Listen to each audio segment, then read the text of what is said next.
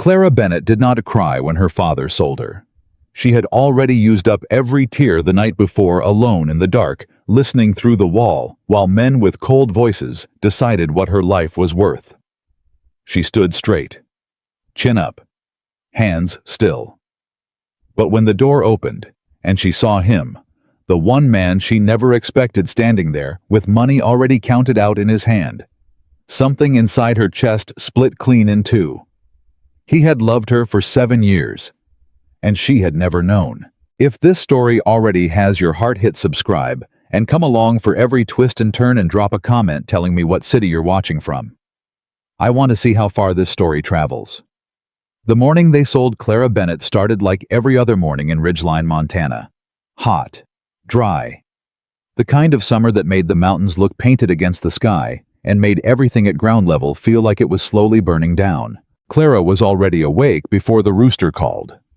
She had been awake most of the night, sitting on the edge of the narrow bed in the room she had slept in since she was 6 years old, listening to the voices downstairs grow louder, and then quieter, and then loud again. She knew what those voices meant. She had known for 3 days. Her father, Roy Bennett, had borrowed money he could not repay from a man named Harlan Doss, the kind of man who wore clean boots in a dirty town and smiled with only half his face. Doss owned the grain supply, the mill contracts, and 3 of the 5 elected positions in Ridgeline's local council. He did not need to threaten people loudly. He just waited. Let the weight of what he was owed press down until the person under it couldn't breathe. Roy Bennett had stopped breathing a long time ago. He was not a bad man exactly. He was a weak one, which sometimes caused more damage. He had borrowed the first loan to keep the farm after Clara's mother died. He had borrowed the second to fix the barn roof. He had borrowed the third, and Clara never fully understood why just 6 months ago, when there was no particular crisis, no emergency, just a quiet desperation that had no name. Doss had come to collect, and Roy, sitting at his kitchen table with his hands shaking and his eyes red, had offered the only thing he had left: his daughter. Clara had heard that part through the wall. She had pressed her back against the plaster and listened to her father say her name like it was a transaction, like it was a number, like the 27 years she had lived in this house, cooked in this kitchen, worked this land beside him, like all of it could be exchanged for a cleared ledger and a handshake. She did not cry that night. She made herself stop after the first few minutes because she understood with a cold clarity that frightened her that crying would not help her now. What she needed was to think. By morning, she had stopped thinking and started simply enduring. Because some things could not be thought through. Some things just had to be walked through one step at a time, even when the ground beneath you had already given way. Harlan Doss arrived at 8 o'clock with 2 men at his back. He came into the house without knocking, the way men who owned things tended to do. Not with arrogance exactly, but with a complete absence of any consideration that the space might belong to someone else. Roy Bennett stood up from the table when Doss entered. He did not meet his daughter's eyes. Clara stood near the fireplace. She had dressed carefully that morning in the cleanest dress she owned, the dark blue one with the small buttons at the collar. She did not know why she had done that. Perhaps because she wanted whatever happened next to happen to a woman who looked like she had some dignity left. "Miss Bennett," Doss said, nodding at her with that half-smile. She did not respond. "Your father and I have come to a final arrangement," Doss continued. He was not unkind in his tone, which was somehow worse than cruelty would have been. "You'll be coming with me today. I have a household that needs managing. The debt will be considered settled once you've worked it off. Could be a year, could be 2. Could be never," Clara said. Doss tilted his head. "I beg your pardon? If you keep adjusting the numbers the way you adjusted my father's loan, it could be never." She kept her voice level. She was proud of that. "I've seen how you do your accounting, Mr. Doss. I've talked to the Harmon family and the Wicker family and the Prestons. None of them ever worked their way clear of you. That's not an accident." A silence moved through the room. One of Doss's men shifted his weight. Roy Bennett finally looked at his daughter, and what Clara saw in his face was not guilt, or not only guilt. It was fear. He was afraid of what she might say next, not afraid for her, afraid for himself. That was the moment something permanently changed between them. "You'll come willingly," Doss said, and his voice had cooled by several degrees. "Or your father forfeits the farm entirely, and we escort you out regardless. Those are the options, Miss Bennett. I'd encourage you to consider them carefully." Clara looked at her father. Roy looked at the table. She reached for the small bag she had packed the night before because she had known even while telling herself she didn't know that it would come to this, and she picked it up. "Then let's get this over with," she said. They had barely stepped onto the front porch when the sound of a horse reached them. One horse, moving fast but not frantically. The kind of pace that said the rider was in a hurry but not in a panic. Controlled. Deliberate. Clara shielded her eyes against the summer glare and watched the rider come down the ridge road, and something in the shape of him, the width of his shoulders, the way he sat, a horse, like he had been born doing it, made her breath catch before she even knew who it was. He pulled up at the fence line, dismounted in one clean movement. And when he pushed his hat back and looked at the group on the porch, Clara felt the ground tilt slightly beneath her feet. Ethan Walker. She had not seen him in close to 2 years. He came to town maybe 3 or 4 times a year for supplies, and he never stayed long. Never talked much. Never gave people a reason to remember him, which meant, paradoxically, that people always did. There was something about a man who kept to himself that made other people watch him more carefully. Clara had watched him. She had never admitted that to anyone, including herself, except in those quiet hours of honesty that only came at 3 in the morning. He was 36 years old, broad through the chest and shoulders from years of physical work at altitude. Dark hair worn a little long, a jaw that looked like it had been made by someone who took their time. He had gray eyes that looked almost silver in certain light, and they were currently fixed on Harlan Doss with an expression that Clara could only describe as quiet and extremely dangerous. "Walker," Doss said. His tone shifted, not quite nervous, but recalibrating. "This is a private matter." "I heard," Ethan said. "Then you know it doesn't concern you." Ethan looked past Doss, past the 2 men, past Roy Bennett, and found Clara's face. He looked at her for just a moment, 2 seconds, maybe 3, and in that look was something she couldn't fully read, something that had weight to it. History. Then he reached into his coat and pulled out a folded document and an envelope. He held both out toward Doss. "I'm buying the debt," he said. "Whatever Bennett owes you, I'm paying it now. Full amount, in cash." Complete silence. Even the summer heat seemed to pause. Doss stared at the envelope. "The arrangement's already been made." "The arrangement," Ethan said calmly, "was made under duress, and if you want to argue that point in front of Judge Calloway over in Billings, I'm happy to ride there with you this afternoon and let him decide whether what you've been doing to families in this county qualifies as legal contract or something considerably less comfortable." Another silence. This one longer. Doss was a man who understood leverage. He recognized when someone else had found his, and he recognized when the calculation had shifted. He took the envelope. He did not count the money in front of them, but Clara saw his thumb work the edge of the bills inside, felt the assessment happening. "The debt is cleared," he said finally, his voice careful and controlled. "We're done here." He turned and walked back down the path without looking at Roy Bennett. His men followed. They did not rush. Men like Doss never rushed, but they left. Clara stood on the porch still holding her bag and looked at Ethan Walker. "Why?" she said. It was the only word she had. He put his hat back on, adjusted the brim. "Because it needed doing," he said, "and because no one else was going to do it." Roy Bennett had gone back inside by then. He had simply turned and walked through the door as if the whole thing had been a minor inconvenience resolved, and Clara did not follow him. She stood in the yard with the July heat pressing down on her shoulders and tried to understand what had just happened. Ethan had tied his horse to the fence post and was standing a few feet away, giving her space, which she noticed and appreciated more than she could have explained. "I don't have a way to repay you," she said. "I'm not asking you to." "Mr. Walker." "Ethan." She stopped, looked at him. "We've spoken maybe 4 times in our lives." "5, he said. "But I don't expect you to remember all of them." She didn't know what to do with that. "I can't accept charity." "It's not charity." He was quiet for a moment. "I have a ranch, up on the North Ridge about 6 miles from town. I've been running it alone for going on 4 years now, and there's more work than one man can manage well. I need someone who can keep house, keep accounts, keep the kitchen running when I'm out working stock." He met her eyes directly. "I'm offering you a job, Miss Bennett.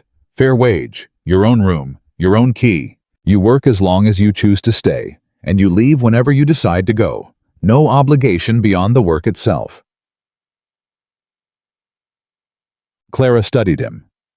"Why me?" she asked.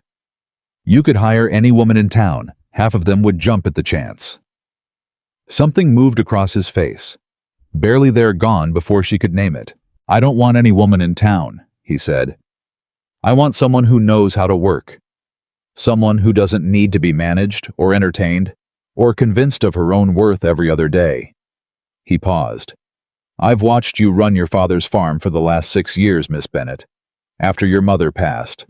I've seen how you handled the dry season in '81 and the fence collapse in '83 and the 3 hands who quit on the same day in '84. You didn't fall apart, you just fixed it." Clara felt something uncomfortable move through her chest. Being seen, actually seen, not the surface version of being seen, but the underneath kind, was not something she was accustomed to. "You've been watching me," she said. "Paying attention," he corrected quietly. "There's a difference." She looked down at the bag in her hand. Everything she owned that mattered was in it, which meant she was in every practical sense already packed. "I'll need to know the terms in writing," she said. "I'll write them tonight. I'll need Sundays." "You can have Sundays." "And I cook what I decide to cook, not what I'm told to cook." For the first time, something that might have been the beginning of a smile crossed his face. "That's fine by me." Clara took a breath. The summer air tasted like dry grass and something faintly like pine from the mountains above. "All right," she said. "I'll come."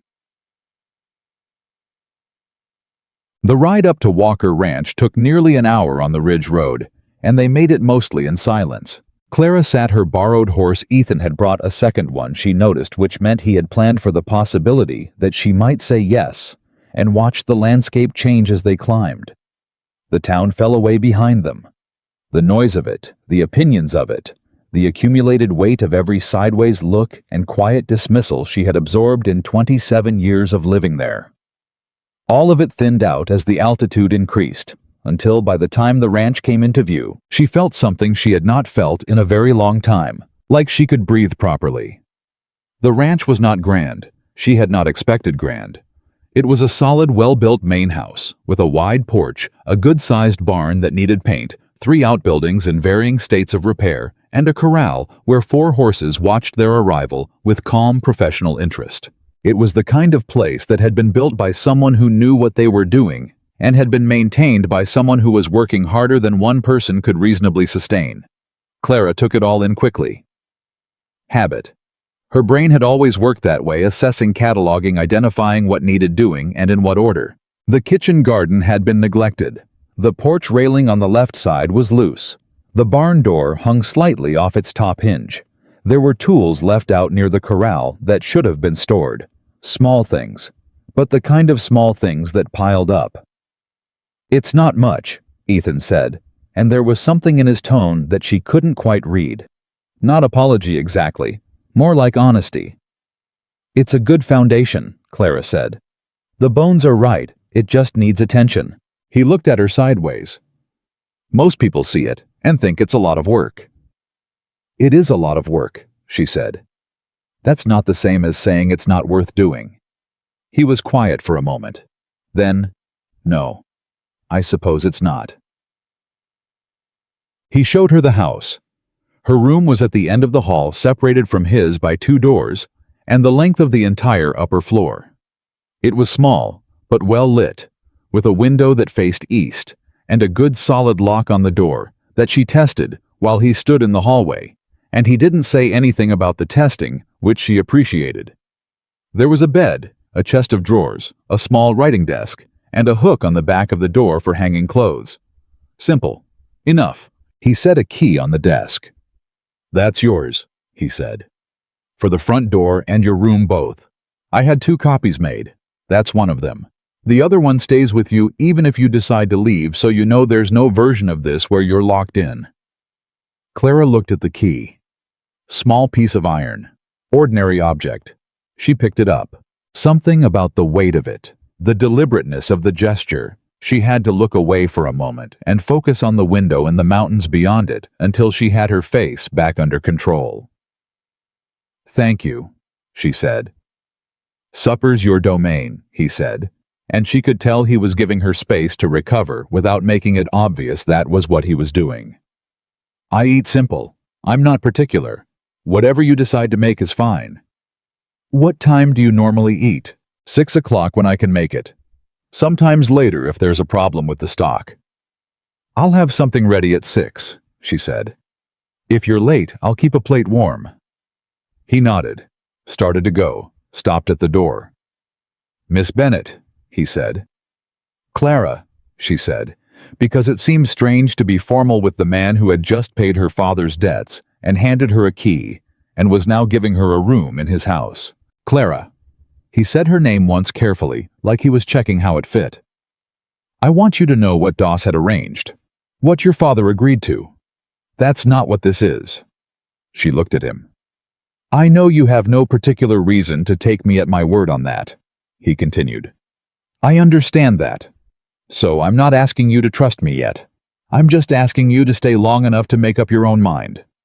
Clara held the key in her hand. "That," she said, "I can do." The first week was the kind of careful, the kind where 2 people who do not know each other well and have no clear blueprint for what they are to each other move around each other with a particular politeness that is almost formal, but not quite, because there is something underneath it that is not formal at all. Clara threw herself into the work because work was what she knew, and because it gave her something to do with the energy that had nowhere else to go. She fixed the kitchen garden in the first 2 days, working from first light until the heat got too serious to ignore pulling weeds and assessing soil and transplanting the few surviving plants into better positions. She found seed packets in the pantry, some of them old, but some still viable, and she planted them with more hope than certainty. The barn door she rehung herself, which required borrowing tools from the shed and spending 40 minutes, she had not exactly planned to spend, but which she could not let go once she had noticed the problem. Ethan came around the corner of the barn while she was finishing it and stopped. "When did you learn to do that?" he asked. "My mother taught me," she said, testing the swing of the door. She said a woman who couldn't handle basic repairs was a woman at the mercy of other people's availability. He was quiet for a moment. "She sounds like she was a smart woman." "She was the smartest person I've ever known," Clara said. She put the tools down. "She also had more faith in people than the evidence usually warranted, which I haven't decided yet whether to count against her intelligence or not." There was that almost smile again. "She had faith in your father. She had faith in the idea of him," Clara said. "That's a different thing. He thought about that." "I suppose it is." They stood in the morning heat for a moment, not exactly comfortable and not exactly uncomfortable, somewhere in the middle space between strangers and something else. "You didn't have to fix the door," he said. "I know," she said, "but it was bothering me." He looked at the door, looked at her. "The fence on the south pasture is going to bother you something fierce then." She almost smiled. "Show me." By the end of the first week, Clara had begun to understand several things. The first was that Ethan Walker was not what people in town believed him to be. The town had constructed a story about him, the cold mountain hermit, the man who couldn't be talked to, the loner who had something broken in him, And the story, like most stories told about people from a distance, was mostly wrong. He was not cold. He was careful, which looked like coldness until you understood the difference. He was not unfriendly. He simply did not perform friendliness, which was the thing most people meant when they said friendly. He did not fill silence to make other people comfortable. He did not laugh at things that were not funny. He did not pretend to be interested in things that didn't interest him, but he paid attention. That was the thing about him that surprised her most. He noticed the small things. When she mentioned once in passing that the angle of the morning light through the kitchen window made it hard to work at the table, he moved the table 3 inches to the left the following morning without commenting on it. When she had a headache one afternoon, she hadn't said anything, just gone quiet. He had left a glass of water and 2 willow bark tablets on the kitchen counter and gone back outside. Clara began to realize, a man who showed people things rather than telling them. It was an unusual quality. She did not entirely know what to do with it. On the 8th day, Ethan came in from the north pasture in the middle of the afternoon, which was unusual enough that Clara looked up from the accounts she had been organizing. "You have visitors coming," he said. "I beg your pardon." "Sawdust from the lower road. 2 riders, coming from town." He set his hat on the hook by the door. "I think it's Doss's men." Clara stood up slowly. "What do they want?" "Nothing good." He looked at her directly. "You don't have to talk to them. You don't have to see them. Say the word, and I'll handle it." She considered that for exactly 3 seconds. "No," she said. "I'll handle it myself." Something in his expression, she couldn't read all of it, but she could read the part that looked like respect. "Then I'll be right outside," he said. The 2 men, she recognized them. Doss's regular hands, the ones who had been at the house the day everything happened, pulled up to the porch and stayed on their horses. It was a deliberate choice. Height, the sense of looking down. Clara stepped out onto the porch and stood at the top of the steps. "Miss Bennett," the taller one said. "Mr. Crane," she said. "Mr. Doss sent you. Mr. Doss wants you to know," Crane said carefully, "that the arrangement with Walker doesn't change certain understandings." "Which understandings?" "That your father's property, the farm, is still in arrears on a separate account. A newer one." Crane pulled a folded paper from his coat. "Recent loan, signed 3 weeks ago, before the debt Walker paid was even settled." Clara felt the cold move through her despite the summer heat. Roy had borrowed again, 3 weeks ago, while she had been there in that house, believing she understood the shape of the problem. "That document," she said carefully, "will need to be examined by a lawyer." "Mr. Doss anticipated that response," Crane said. He smiled, and it was the kind of smile that had nothing warm in it.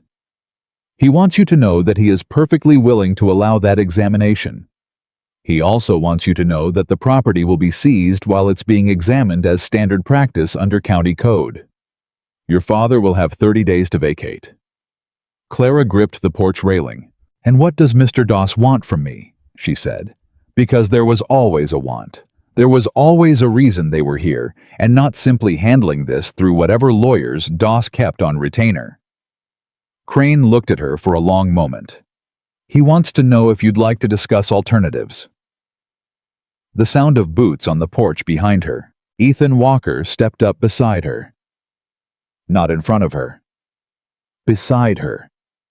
Shoulder to shoulder positioned, so that it was absolutely clear he was with her, but she was the one doing the talking. "She'll be in contact through her attorney," he said pleasantly.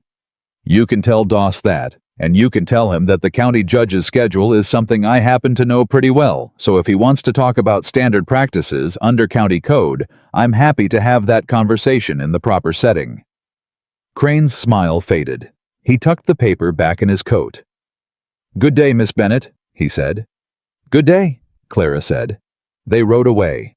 She watched them until they were gone. "I don't have an attorney," she said quietly. "I know a good one in Billings," Ethan said. "We can write to him tomorrow." She turned to look at him.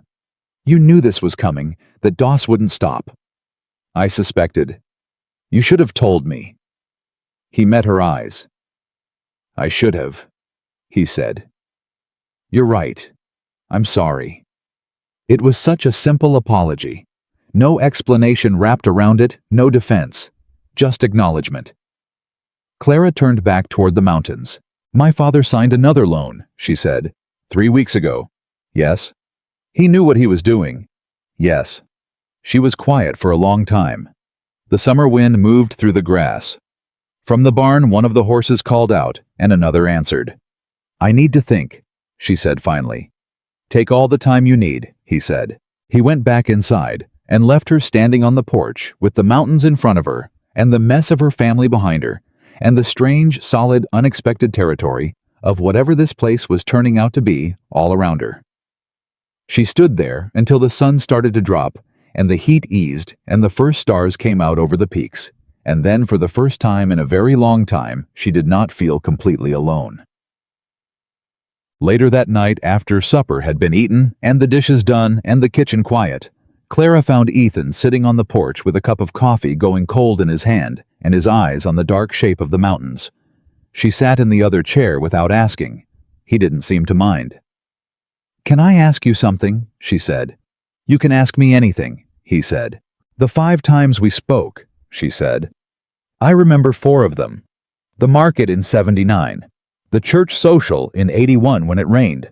The road outside the general store in 83 when your horse threw a shoe. And the day my mother's funeral was when you were the only person from outside town who came. She paused. What was the 5th? He was quiet for a while. You wouldn't remember it, he said. You were having a hard day. Someone in town had said something unkind to you. I didn't hear what, just the tone of it. And you were walking back from the dry goods store, and there was a dog on the corner astray, and it was hurt, limping badly. Most people were walking past it. Clara went still. You stopped, he said. You put down everything you were carrying, and you sat down on the ground, right there in the middle of the street, in your good dress, and you checked the dog's leg. You found the burr that was stuck in its paw, and you worked it out, which took you about 10 minutes because the dog didn't trust you at first. And when you were done and the dog walked away, you just picked up your bags and kept going. She didn't say anything. You never looked to see if anyone was watching, he said. You just did it because it needed doing. Clara stared at her hands. That was 1880, she said quietly. October, he said. You were wearing a brown coat with brass buttons. The weight of 7 years settled around them both. Ethan, she said. And then she didn't know what else to say. You don't have to say anything, he said. I'm not telling you that to put something on you. I just thought... He stopped. Tried again. I thought you should know that someone noticed. Even when you didn't think anyone was paying attention. Someone always was. The stars were very bright above the mountains. The coffee in his cup had long gone cold, and Clara Bennett, who had been sold and saved and transplanted to a mountain she had never planned to live on, sat in the dark with a man who had watched her be kind in an empty street 16 years ago and had never entirely stopped thinking about it. She did not know yet what to do with that. But for the first time in longer than she could clearly remember, she thought that perhaps she had time to figure it out. The morning after their conversation on the porch, Clara woke before the sun, not because she had slept badly, but because her mind had already started working before the rest of her had caught up. She lay in the narrow bed in the east-facing room and stared at the ceiling and thought about a woman in a brown coat with brass buttons sitting in the middle of a street working a burr out of a stray dog's paw, while a man she barely knew watched from somewhere she had never noticed and remembered it for 16 years. She did not know what to do with that, so she did what she always did when she didn't know what to do with something. She got up and went to work. The kitchen was cold at that hour. She built the fire in the stove efficiently, the way her mother had taught her paper kindling. The 2 medium logs crossed at an angle to let the air move through. And while the heat built, she started the coffee and assessed what the pantry had to offer. Ethan Walker had provisions, she would give him that. The man ate simply, but he kept his stores well. flour salt pork, dried beans, a decent amount of preserved fruit, eggs from the small flock of hens she had discovered behind the barn on her second day. She made biscuits. It was not a complicated decision. When in doubt, biscuits. Her mother had said that too. She was pulling the first pan from the oven when she heard his boots on the stairs. He stopped in the kitchen doorway. "You didn't have to start this early," he said. "I was awake," she said. "Coffee's ready." He came in and poured himself a cup and stood at the kitchen counter and drank it without sitting down the way she had already learned he did every morning, and she set the biscuits on the table, and they ate breakfast together in the particular quiet that had become in the space of barely more than a week their ordinary thing. It was strange, Clara thought, how quickly ordinary things established themselves. "I've been thinking about the attorney," she said when the first cup was done. "Hargrove," he said. "James Hargrove in Billings. He handled a land dispute for my neighbor Calhoun 2 years ago. Man knows county code better than most judges. Can he be trusted?" Ethan looked at her over his cup. In this territory, that's always the right question to ask first. He considered. "Yes, I believe so. He doesn't take Doss's money, which narrows the field considerably. How soon can we reach him?" "I can ride to the telegraph office in town this morning and send a wire. We'd have a response by tomorrow day after at the latest." Clara turned her coffee cup in her hands. "I'd like to come with you." He looked at her steadily. He didn't say what she could see. He was thinking that going back to town meant dealing with people who had watched her humiliated 4 days ago, that Ridgeline was the kind of small place where stories calcified fast into permanent fact, and the story they had already built about Clara Bennett was not a kind one. "All right," he said simply. She appreciated that. She appreciated it considerably. They rode into Ridgeline at 9:30, and Clara felt the shift in the air the moment they reached the main street. Not the temperature, it was already hot, the summer bearing down without apology, but the quality of attention. The way eyes moved. The way conversations paused and then resumed at a slightly different pitch. People watched them ride in together. She had expected that. What she had not expected was Margaret Holt. Margaret ran the dry goods store her late husband had left her, and she had the particular authority of a woman who had survived long enough in a small town to have seen most things and judge most of them. She was standing outside her store when Ethan and Clara tied their horses, and she looked at Clara with an expression that Clara could not immediately read. "Clara Bennett," Margaret said. "Mrs. Holt," Clara said carefully. "I heard what Doss tried to do." Margaret's voice was flat. "And I heard that Walker here put a stop to it." She nodded at Ethan without quite looking at him. "I also heard your father signed a new loan 3 weeks back." Clara went still. "News travels fast. In this town it travels faster than the mail." Margaret crossed her arms. "I want you to know something. What happened at your place, what Doss arranged, that's not something I was part of. And there are others in this town who feel the same way, even if they're not saying it out loud yet." "What are they waiting for?" Clara asked, and she did not mean it unkindly, just honestly. Margaret looked at her for a long moment. "They're waiting to see if you're going to fold," she said. "Same as always. This town watches people fold. It's become something of a habit." She paused. "I don't think you're going to." Clara held the older woman's gaze. "No, ma'am," she said. "I don't plan to." Something shifted in Margaret's expression. Not quite approval, something more cautious than that, but in the same direction. "Good," she said. "Then come find me if you need anything. I mean that." She went back inside without waiting for a response. Ethan stood beside Clara on the boardwalk. "That," he said quietly, "is the most words I've heard Margaret Holt say at one time in probably 3 years. "She's testing me," Clara said. "She's deciding about you," he said. "Different thing. Come on." The telegraph office was 2 doors down from the post office, and the man behind the counter, a young man named Peter, with ink-stained fingers and a look of permanent mild anxiety, took their wire to Hargrove without comment, though Clara could see him reading it as he wrote it down and processing what it meant. By the time they stepped back out onto the boardwalk, 3 more people had found reasons to be near the telegraph office. Clara recognized all of them. Will Crane's wife Sarah, who had been at church the day Clara's mother was buried and had not spoken to her afterward. The eldest Marsh boy, who managed one of Doss's grain contracts and knew which way his bread was buttered. And coming around the corner from the direction of the bank, Harlan Doss himself. She had not expected that. Neither, she could tell from the slight shift in his posture, had Ethan. Doss stopped when he saw them. His expression did not change significantly. It never did. But there was a recalibration happening behind his eyes that Clara had learned to recognize. "Walker," he said. "Miss Bennett." A pause. "I heard you were in town." "You have good ears," Clara said. "I have attentive employees," Doss corrected pleasantly. He looked at Clara with the particular look of a man who has decided you are a problem, but has not yet determined the best approach to solving you. "I hope there are no hard feelings about the other day. Business arrangements can be complicated." "Selling a woman to pay a debt isn't complicated," Clara said. "It's just wrong." Something flickered in Doss's face.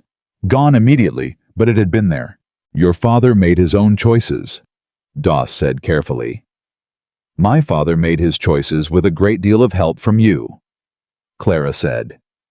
"And I intend to have a very detailed conversation about that with James Hargrove in Billings, who I understand is familiar with county lending practices and the particular way they've been applied in this territory over the past several years." Silence. The Marsh boy had stopped pretending to be passing by. Sarah Crane had not moved. Doss looked at Clara for a long moment. Then he looked at Ethan. Then back at Clara. "You found your feet quickly," he said, and it was almost a compliment, except for the edge underneath it. "I always had them," Clara said. "I just didn't have anywhere solid to stand." Doss tipped his hat the correct form, the proper gesture the surface of civility, and walked past them without another word. Clara did not let herself breathe until he was past. Beside her, Ethan said nothing, but his shoulder was close enough to hers that she could feel the warmth of him, and that was, she found, considerably more steadying than she wanted to admit. They had intended to ride straight back to the ranch, but at the edge of town, Clara pulled her horse up. "I need to go to the farm," she said. Ethan looked at her. "I need to talk to my father," she said. "Before the attorney gets involved. Before this becomes something that can't be walked back from. I need to look at him and understand what he actually did." "Clara, I know," she said. "I know what you're going to say, and you're probably right. But he's still my father." He was quiet for a moment. "You want me to come?" She thought about it. "Yes," she said finally. "But stay back. This needs to be between us first." He nodded. "I'll wait at the fence." The Bennett farm looked smaller than she remembered. She had only been gone 9 days. But something about having left, having been forced to see the place from the outside rather than living inside it, had shifted its dimensions. The house that had always been just the house, the fence that had always been just the fence, the yard where she had spent most of her life. All of it looked like what it actually was, rather than what familiarity had let her believe. Roy Bennett was in the barn when she arrived. He heard her horse and came to the door, and when he saw her, his face did something complicated. "Clara," he said. "Pa," she said. She dismounted and stood in the yard and looked at him. "Tell me about the loan." He had the grace to not pretend he didn't know what she was talking about. He leaned against the barn door frame and looked at the ground, and in the bend of his shoulders she could see not just guilt, but something older. Something that had been there for a long time and had just become visible. "3 weeks ago," she said. "While I was in that house watching you let Doss arrange my life for me, you were signing a new loan. I needed—" He stopped. "The back 40 has been failing for 2 years. You know that. I needed to pay the seed suppliers or they wouldn't extend credit again, and we'd lose the whole—" "You should have told me." "You had enough to worry about." "I had enough to worry about—" She heard her own voice climb and made herself bring it back down. "Pa, I have managed this farm for 6 years. 6 years. I kept it running after Mama died. I stretched every dollar you gave me, and I made decisions you never knew about because you weren't in a state to make them yourself. And you didn't tell me you had borrowed more money because I had enough to worry about." He was quiet. "I would have helped you find another way," she said. "If you had come to me, if you had just talked to me, we could have—" She stopped, because she was not entirely sure that was true. And she had never been someone who said things she wasn't sure of just because they were easier. "Maybe we couldn't have fixed it, but I should have had the chance." "I know," he said, quietly. "I know that." "Why Doss?" she said. "Of all the people you could have gone to, the church has an assistance fund. The county bank has extended credit before. The Harmons would have—" "Because Doss was there," Roy said. "And he didn't ask hard questions, and I was ashamed." His voice cracked on the last word, thin and dry as dead wood. "I was ashamed, Clara. I didn't want anyone to know how bad it had gotten. With Doss, I could pretend it was just business, just paperwork." Clara stood in the yard and looked at her father, and she wanted to be angry. She had every right to be angry. The anger was there, real and legitimate and fully earned. But underneath it was something older and more complicated. The grief of understanding that the parent you needed your whole life was never quite the person they could have been. That the gap between who they were and who you had needed them to be was not something that could be fixed or filled, only accepted. "I love you, Pa," she said. "That hasn't changed." He looked up. "But I cannot fix this for you. I can't keep fixing things for you. I am going to work with an attorney to look at what Doss's claims on this property actually are legally, and if there's a way to protect what you have left, I will help you find it. But I need you to be honest with me from this point, about everything. No more secrets. No more decisions you make without telling me because you're ashamed." Roy Bennett nodded. He looked, she thought, both smaller and more real than he had in a long time. "One more thing," she said. "What you agreed to, with Doss, signing me over." He closed his eyes.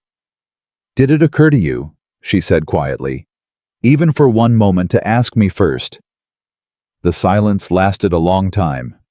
"No," he said finally. "It didn't." Clara breathed in, breathed out. "I'll be in touch about the attorney," she said. "Take care of yourself." She turned and walked back to her horse. Ethan was waiting at the fence line as promised. He read her face when she rode up. She could see him reading it, and he asked nothing, just turned his horse and rode beside her back toward the ridge road. They were halfway up the mountain before she said anything. "He didn't think to ask me," she said. "He just didn't think of it." Ethan said nothing, which was the right thing. "That's the part I keep coming back to," she said. "Not the loan, not even the arrangement with Doss, just it didn't occur to him. I wasn't part of the calculation. I was the calculation." She paused. "Do you know how many meals I made in that kitchen? How many times I sat up with the accounts until 2 in the morning trying to find money that wasn't there? How many seasons I planned and planted and harvested and—" She stopped, and at the end of it I was still just something to be signed over. "Yes," Ethan said. "That's all you have to say." "What would you like me to say?" She thought about it. "Nothing, I suppose," she said. "There isn't anything to say." "There's one thing," he said carefully. "It's not true. What he made you feel by doing that. It's not true. You are not a thing to be signed. You were never that." He kept his eyes on the road ahead. "But I don't think me saying it is the thing that's going to make you believe it." "What will—" "Time," he said, "and evidence. The kind you collect yourself." Clara considered that for the rest of the ride up the mountain, and she did not entirely disagree. The response from James Hargrove arrived the following afternoon, brought up from town by the general store's delivery boy, who handled the telegraph service for the outlying ranches. Clara read it twice, standing in the yard, and then carried it inside to where Ethan was repairing a broken bridle at the kitchen table. "He's coming Thursday," she said. Ethan looked up. That was fast. He says he's been building a case against Doss's lending practices for over a year. He says we are not the first family. She set the telegram on the table. He says there are 7 other families in this county who have been affected. He wants to talk to all of them, together. Ethan put the bridle down slowly. "Together," he said. "That's what he says." "Doss is not going to like that." "No," Clara said. "I don't imagine he is." They looked at each other across the kitchen table. "This is bigger than my father's debt," Clara said. "It always was," Ethan said. "I've known that for a while. I just didn't have a way to move on it alone." She studied him. "You knew about the other families. I knew about some of them. The Harmons lost their East Field last spring in a way that didn't make legal sense to me. The Wickers had their mill contract pulled, with 2 weeks' notice after 15 years.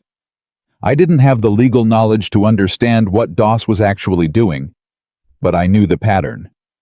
"Why didn't you do something sooner?" He was quiet for a moment. "Because I'm one man on a mountain," he said. "And Doss has the council and the contracts and 20 years of entrenched position in this town. I couldn't fight that alone. No one can." He looked at her directly. "But 7 families with an attorney who knows county code, that's different." Clara sat down at the table across from him. "You've been waiting," she said slowly. "For the right moment. For the right—" She stopped. "For the right circumstances," he said carefully. She looked at him for a long time. "Is that why you came to the farm that morning? Not just for me. Not just because of Doss and what he was trying to do. It was mostly because of you," he said quietly. "The rest of it, yes. I won't pretend otherwise. When I heard what Doss had arranged, I saw a way to do 2 things at once. Help you and start unraveling what he's been doing to this county." He held her gaze steadily. "I should have told you that earlier. That's the second thing I've needed to tell you and didn't." Clara absorbed that. "You're honest," she said finally. "I try to be. Most people aren't. When they've done something with 2 reasons, they only tell you the one that sounds better." "I figured you'd find out the other one eventually," he said. "And I'd rather you hear it from me." She looked at the telegram on the table between them. 7 families. A year-long pattern. An attorney already building something. "I want to help with this," she said.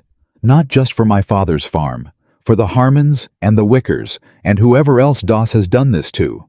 "I know," he said. "Is that all right with you?" He looked at her with something in his expression that was open in a way she hadn't seen on him yet. "Clara," he said, "you don't need my permission for a single thing you want to do."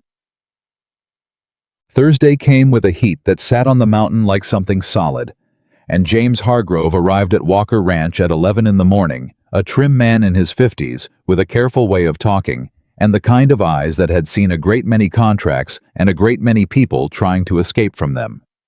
He shook Clara's hand first, which she noticed, and then Ethan's, and he sat at the kitchen table with his papers spread out and talked for 2 hours. It was, Clara thought, the most clarifying 2 hours she had experienced in some time. What Doss had been doing was not. Hargrove explained illegal on the surface. Each individual loan, each individual contract, each individual claim was documentable and defensible in isolation. The illegality, and there was illegality.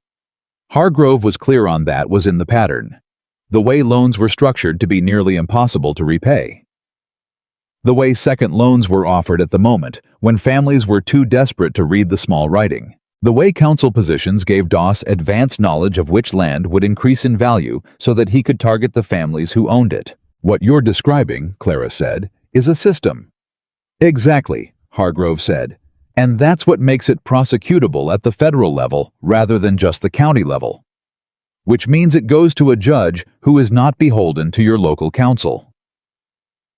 "How long?" Ethan said. "To build the full case. Several months if the other families are willing to cooperate. Some of them are afraid. And understandably so. Doss still controls a great deal in this county. But not everything, Clara said. Hargrove looked at her. No, not everything. I'll talk to the Harmon family, Clara said. I know Eleanor Harmon. She'll listen to me. She looked at Ethan. You said you knew the Wickers. Tom Wicker. Yes, we've helped each other with stock a few times. Then we start there, Clara said. 2 families this week. We're honest with them about what's involved and what the risks are, and we let them decide for themselves. Hargrove made a note. Miss Bennett, I should be clear, this will make you a visible opponent of Doss's operation. That comes with risk. Mr. Hargrove, she said, Harlan Doss tried to buy me to settle my father's debt. The risk started 9 days ago. I'd rather face it standing up. Hargrove studied her over his papers. Ethan, he said without looking away from Clara. Wherever did you find her? She was always here, Ethan said quietly. I was just lucky enough to finally show up at the right time. Clara looked at him. He looked back. There were approximately 17 things happening in that look, and she wasn't ready to address any of them yet, so she looked back at Hargrove and said, When can you speak to the families directly? The first threat arrived that same evening. They were still at the table with Hargrove's papers when they heard a horse in the yard. Ethan was up into the window before Clara had time to ask who it was. One rider, he said. Not Doss's men. Don't know him. He went to the door. Clara followed. The rider was young, 20, maybe 22, with the kind of expression that said he'd been paid to deliver something and was nervous about it. He held out an envelope without getting off his horse. For Walker, he said. And the Bennett woman. Ethan took it. He opened it where he stood in the doorway, and Clara read it over his arm because she was not about to stand back and wait to be told. It was short. Some arrangements once made have a way of becoming permanent. It would be unfortunate if the difficulty were to find its way to those who caused it. Consider carefully. No signature. Clara read it twice. Then she took it from Ethan's hand, walked back to the kitchen table, and set it down in front of Hargrove. I believe, she said calmly, you'll want to add this to your file. Hargrove looked at it, looked at her. A slow, considering look that carried within it something that might have been satisfaction. Yes, he said. I believe I will. Behind her, she heard Ethan send the rider away. She heard him come back inside. She heard him stand in the kitchen doorway while she and Hargrove talked through the implications, and she felt without looking the quality of his attention. The way it was steady. The way it had always been steady, she was beginning to understand, even before she had known enough to notice it. 7 years, he had said. She was starting to think that number meant something different than she had first assumed. Not 7 years of waiting for an opportunity. Not 7 years of planning. 7 years of a man noticing a woman's small kindnesses and finding them quietly and without any particular agenda, impossible to forget. Clara did not know what to do with that, but she was beginning to think she wanted to find out. That night, after Hargrove had gone and the papers were put away and the kitchen was clean and quiet, Clara found herself standing in the doorway of the room at the end of the hall with the key in her hand. Not because she was going anywhere, just because she needed to feel the weight of it, the solidity of the choice it represented. She could hear Ethan on the porch again, the familiar sound of him settling into the chair, the quiet that he generated that was different from the quiet generated by absence. It had texture to it, presence, the specific quality of a person choosing to be still. She thought about going out. She thought about what she would say if she did. She thought about 17 things she was not ready for, and 3 or 4 she might be. And then she put the key in her pocket and went to bed. Tomorrow she thought there was work to do.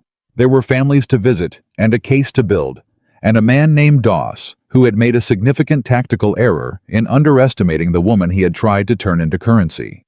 Tomorrow was going to be a very interesting day. She fell asleep before the stars moved much, And for the first time in longer than she could clearly account for, she did not dream about anything frightening. She dreamed about a brown coat with brass buttons and a stray dog walking away healed into an ordinary morning. And somewhere in the dream she understood without being told that she had always been seen. She had just needed somewhere safe enough to finally believe it. The Eleanor Harmon visit did not go the way Clara had planned. She had expected reluctance. She had expected fear, the reasonable, grounded kind that came from watching a powerful man dismantle your livelihood over several years while the people around you looked away. She had expected to spend time earning trust before anything useful could happen. What she had not expected was to find Eleanor Harmon already waiting for her. Not literally waiting. Eleanor hadn't known Clara was coming. But when Clara rode up to the Harmon place that Friday morning with Ethan, a respectful half-length behind her, Eleanor came off her porch with the look of a woman who had been carrying something heavy for a very long time and had just spotted someone strong enough to help her set it down. "I heard you stood up to Crane on the main street," Eleanor said before Clara had finished dismounting. "In front of God and half the town. Told him you had an attorney." "I do have an attorney," Clara said. Eleanor looked at her for a long moment. She was 53 years old and had the hands of someone who had worked land their whole life and the eyes of someone who had watched that land slowly be taken from them and had not yet found a way to stop it. "Come inside," Eleanor said. "I'll put coffee on." What came out over the next 2 hours was worse than Clara had anticipated. The Harmon family hadn't just lost their east field to a DOS loan gone wrong. They had lost the water rights to the stream that fed the rest of their property, a separate transaction handled through a county council subcommittee vote that Roy Harmon hadn't known about until the paperwork was already filed. Without the water rights, the remaining land would be functionally worthless within 2 dry seasons. "He doesn't take the land at once," Eleanor said. Her voice was steady, but her hands around her coffee cup were not. "He takes pieces of it. One piece, then you need another loan to survive without that piece, and then he takes the collateral on that loan, and then you need another. He's patient. That's the terrible thing about him. He is so very patient." "He doesn't have to be in a hurry," Clara said. "He has the council. He has the contracts. He controls the timeline. Until now," Ethan said from his chair by the wall, quiet but definite. Eleanor looked at him. "You really think this attorney can do something?" "Hargrove has been building this case for over a year," Clara said. "He has documentation on the lending pattern. What he needs is testimony from the families who lived through it, yours included." "If I testify against Doss?" Eleanor stopped, started again. "Roy's afraid. He won't say so because Roy hasn't said a frightened thing out loud in 30 years. But I know what afraid looks like in a man's back when he thinks I'm not watching." "I know," Clara said. "And I won't pretend there isn't risk. There is. But Eleanor," she leaned forward slightly, "he's going to take the rest of it anyway. If we do nothing, he takes everything, and we just let it happen quietly. At least this way we have a chance." Eleanor was quiet for a long time. "What does your attorney need from me?" she said finally. Clara exhaled. "A meeting, documents if you have them, and your word that you'll tell Hargrove exactly what you told me." "I can do that," Eleanor said. She straightened in her chair, and it was a small movement, but it changed the whole shape of her. Something resolving. "I can do all of that." Riding back up the mountain that afternoon, Ethan said, "That's one." "The Wicker's next," Clara said. "Tom Wicker is a harder case. He's proud. He won't want to admit how far things have gone."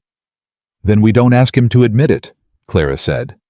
"We just tell him what we found and let him decide what it means." Ethan looked at her sideways. "When did you get so good at reading people?" "I've been managing my father for 6 years, she said. "It was educational." Tom Wicker was as predicted proud. He met them at his fence line when they rode up Saturday morning, which was a message in itself, not inviting them in, keeping the meeting external controllable. He was a broad-shouldered man of 60, with a white mustache and the expression of someone who had strong opinions about most things and was not particularly interested in revising them. "Walker," he said, Then looking at Clara, Miss Bennett. "Mr. Wicker," Clara said, "I won't take much of your time." "Good," he said, "because I don't have much to give." She told him about Hargrove, about the 7 families, about the pattern Hargrove had documented.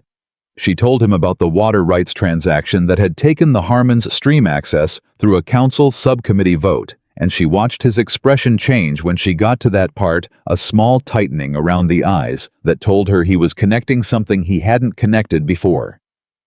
"What kind of subcommittee vote?" he said. "County Infrastructure Review Committee," Clara said. 3 members, 2 of them DOS appointees. Tom Wicker looked at his fence post for a moment. "My mill contract," he said slowly. "The one that got pulled 2 years ago. It went through a county supply review committee." "How many members?" A pause. 3. 2 of them were men DOS recommended for the position the previous year. Silence. "He's been using the council apparatus as a legal mechanism," Ethan said carefully. "Gives every decision a procedural cover. Hard to challenge an individual transaction when it's been formally voted on." "Unless," Clara said, "you can show that the voting members had a financial relationship with the person who benefited from the vote." Tom Wicker turned that over slowly. "That would be corruption," Clara said. "Yes." Another silence. "I want to talk to your attorney," Tom Wicker said. Clara did not let herself smile. "I'll arrange it." By Wednesday of the following week, Hargrove had met with 4 families. By Friday, 5.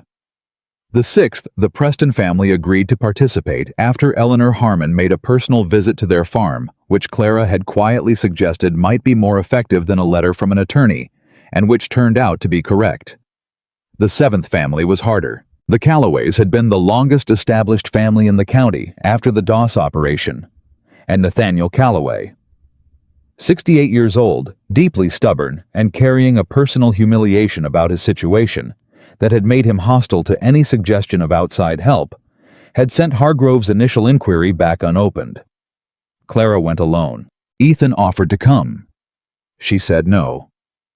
She had a reason for going alone, and the reason was that Nathaniel Calloway was a man who had been stripped of control over his own situation, and bringing another man to his door would confirm every defensive story he had already built about what was happening to him. So she went alone on a Monday morning, and she knocked on the door, and when Nathaniel Calloway opened it and saw her standing there by herself, something in his posture shifted almost imperceptibly. "Mr. Calloway," she said, "my name is Clara Bennett. I grew up in Ridgeline. My father borrowed money from Harlan Doss that he couldn't repay, and Doss arranged to take me as payment. A week and a half ago, I was supposed to leave my home as property. I'm not telling you that to make you feel sorry for me. I'm telling you because I want you to know that I understand what it is to have someone decide your life for you, and I'm done letting that happen." Nathaniel Calloway stared at her. "I'm not here to save you," she said. "I'm here because a lawyer named Hargrove is building a case against Doss that could actually succeed. And without your family's situation in the documentation, there's a piece of the pattern that's harder to prove. I need what happened to you, not for me, for every family after you that Doss would have gone on to do the same thing to." He did not speak for a long moment. "Come in," he said finally. "My wife just made coffee." The day Hargrove gathered all 7 families in Margaret Holt's dry goods store, which Margaret had offered, without being asked, simply showing up at the ranch one morning and telling Clara she had cleared the back room for the meeting, was the day Doss made his first serious mistake. He sent men to watch the building, not subtle about it. 2 men on horses positioned on the street in clear sight. Message received, message intended, "We know what you're doing. We are watching, adjust your behavior accordingly." Clara saw them when she arrived. She looked at them for a count of 3. Then she walked to the hitching post nearest them tied. Her horse looked directly at the closer of the 2 men and said, "Good morning. Mr. Hargrove will be taking your names for the court record if you're still here when the meeting lets out." The man opened his mouth, closed it. "Just so you're aware," Clara said pleasantly, and went inside. Margaret Holt, who had witnessed this exchange from her doorway, said, Lord Girl, under her breath, and Clara was almost certain it was a compliment. Inside all 7 families. All 14 or more of the adults who had agreed to come filling Margaret's back room with the particular quality of gathered people who have individually been afraid for a long time and are only now discovering that they are not alone in it. Hargrove stood at the front of the room. Clara stood to the side because this was his moment professionally, but she watched the faces. She watched Roy Harmon's back straighten when Hargrove explained the council mechanism. She watched Eleanor's eyes fill and then clear. She watched Tom Wicker's jaw set when he understood the full shape of what had been done to his mill contract. She watched Nathaniel Calloway reach for his wife's hand under the table and grip it. She watched 7 families understand, maybe for the first time, that they had not failed. They had been failed by a system designed to look like fairness while functioning as anything but. The Federal Circuit Court, Hargrove said, has jurisdiction in cases of systematic financial fraud that crosses county boundaries. DOS's operations touch 4 counties. That is our venue. And that is where county council appointments and local procedural cover become irrelevant. How long, Roy Harmon asked. If we file within the month, a hearing could be scheduled before winter. And until then, Nathaniel Calloway said, he's still here. He still controls the grain contracts. He still controls the water assessments. He still controls the things he controls. Hargrove agreed carefully. I won't pretend otherwise, but here is what changes the moment we file. Every action he takes against any of you from that point forward becomes potential evidence of retaliation, which is an additional federal charge. He knows that, and he is not a stupid man. He'll be careful, Clara said from the side of the room. Everyone looked at her. He's always been careful. That's been his whole method. But careful gets harder when you're being watched by someone who understands what you're doing. She paused. He's been counting on isolation. Each family alone, too ashamed or too afraid to talk to the others. We just ended that. The room was quiet for a moment. Then Eleanor Harmon said, I want to sign whatever needs signing. And one by one, around the table, so did everyone else. The second threat came that same evening, more serious than the first. Clara was in the kitchen after supper when she heard Ethan's boots stop in a particular way in the hallway. Not the ordinary stop, the one that meant he had something to say, but a sharper one, the kind associated with a decision already made. She came out to find him holding a piece of paper that had been nailed to the barn door. She read it. It was not a veiled suggestion this time. The woman living at Walker Ranch should consider whether she is willing to accept consequences for others as well as herself. Her father's remaining property can be seized by end of week under existing loan terms. The families she has been speaking with have outstanding obligations that can be called immediately. Consider this carefully before the next meeting. Clara read it twice. He's threatening the other families, she said. Yes, through me. He's making me responsible for what happens to them. That's the intent, Ethan said. She set the paper down on the kitchen table. Her hands were steady. Inside, she was not entirely steady, but her hands were, and at the moment, that was the part that mattered. He knows, she said. About the meeting today, about Hargrove, about the filing. He probably knew before the meeting was over. He had 2 men watching the building. Then he knows we're not going to stop. She looked at Ethan. He's trying to make me feel like stopping is the responsible thing, like continuing is me choosing to hurt people.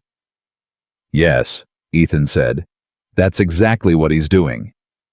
It's effective, she said honestly. I'm sitting here thinking about Eleanor Harmon and the Calloways, and what happens to them if Doss calls their notes early and yes. It's working on me. What are you going to do? He said. She looked at him.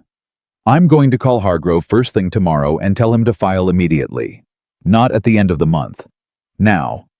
Because Doss just threatened multiple families in writing through an intermediary, and Hargrove said that kind of retaliation was an additional federal charge. She paused. We don't pull back. We move faster. Something happened in Ethan's face. What? She said. Nothing, he said. He stopped. Tried again. When I came down to your father's farm that morning, I had a plan. I knew what I thought the next steps would be, what needed to happen, and in what order. He looked at her directly. You've moved faster and thought clearer than anything I planned.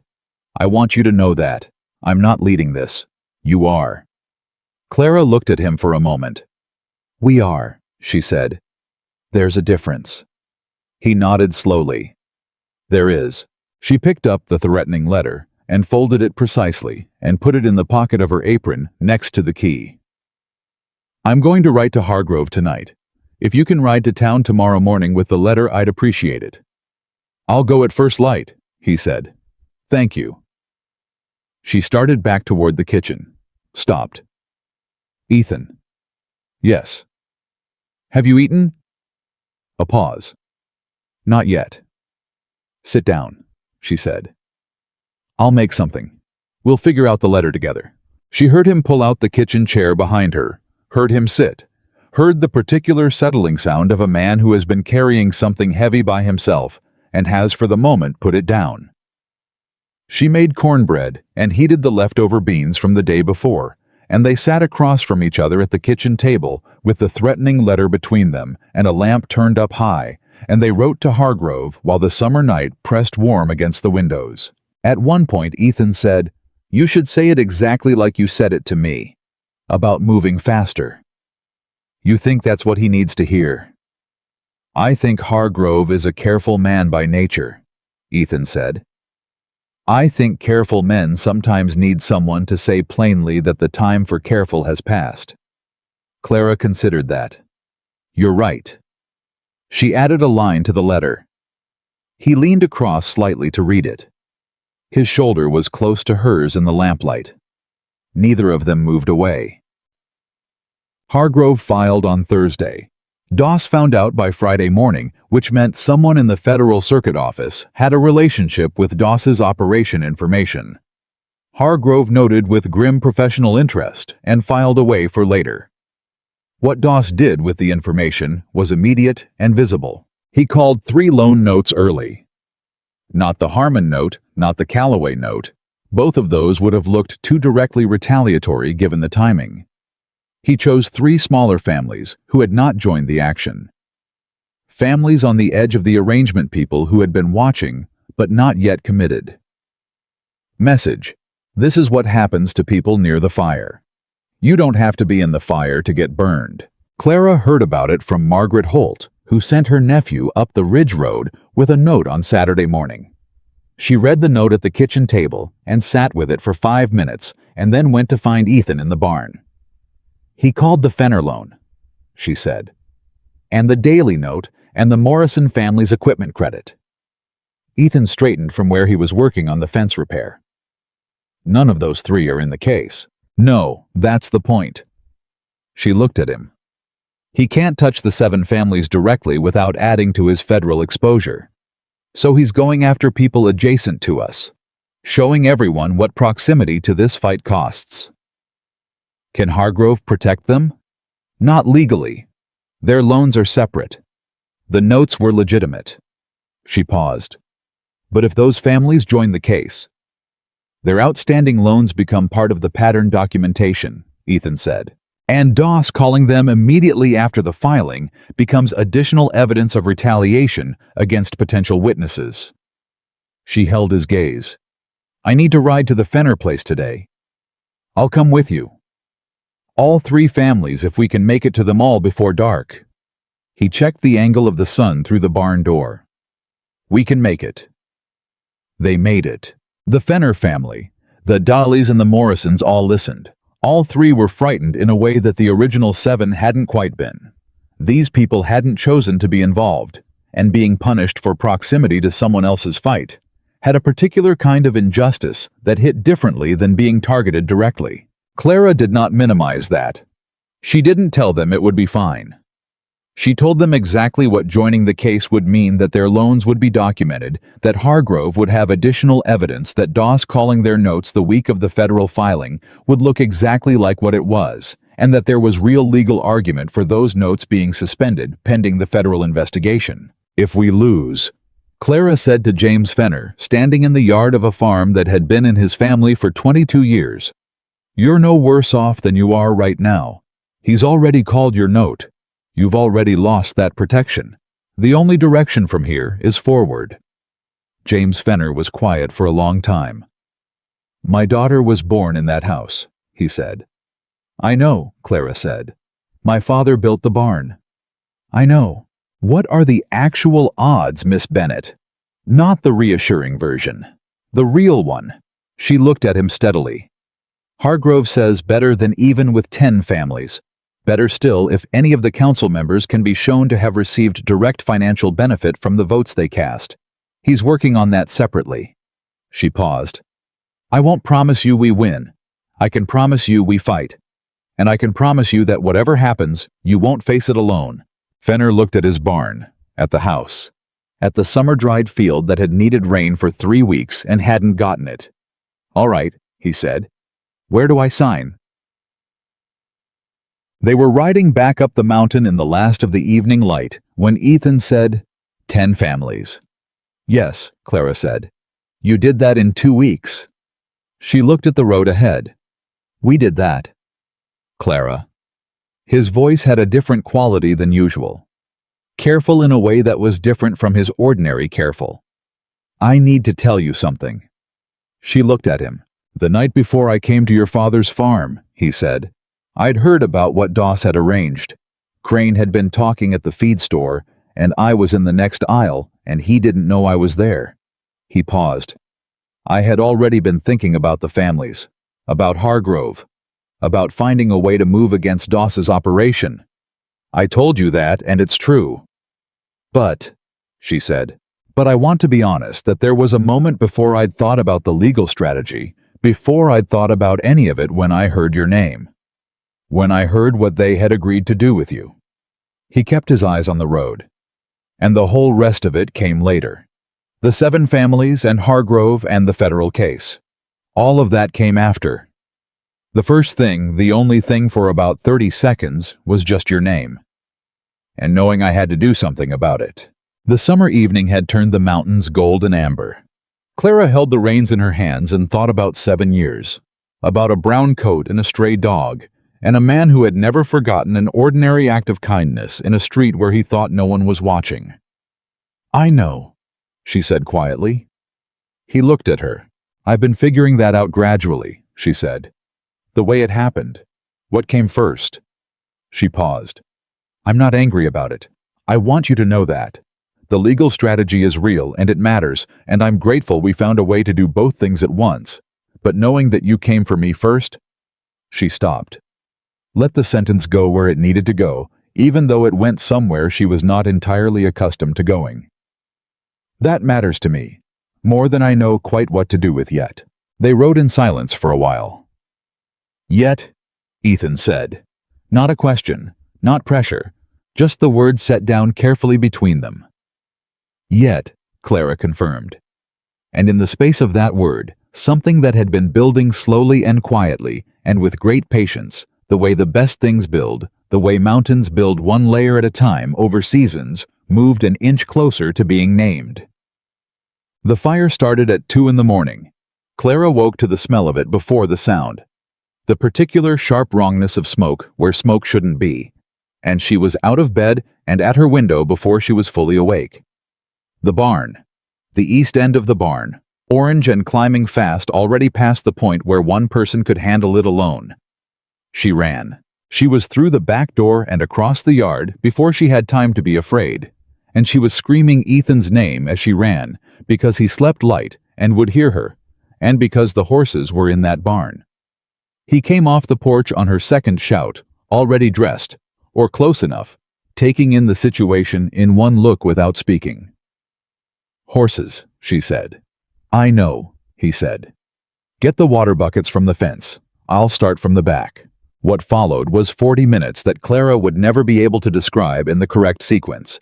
Because it didn't happen in sequence, it happened all at once. Heat and sound and the terrible noise of frightened horses and the weight of water buckets and smoke that got into her lungs and wouldn't leave, and Ethan appearing and disappearing in the orange light as he moved back and forth with a focus that was almost frightening in its completeness.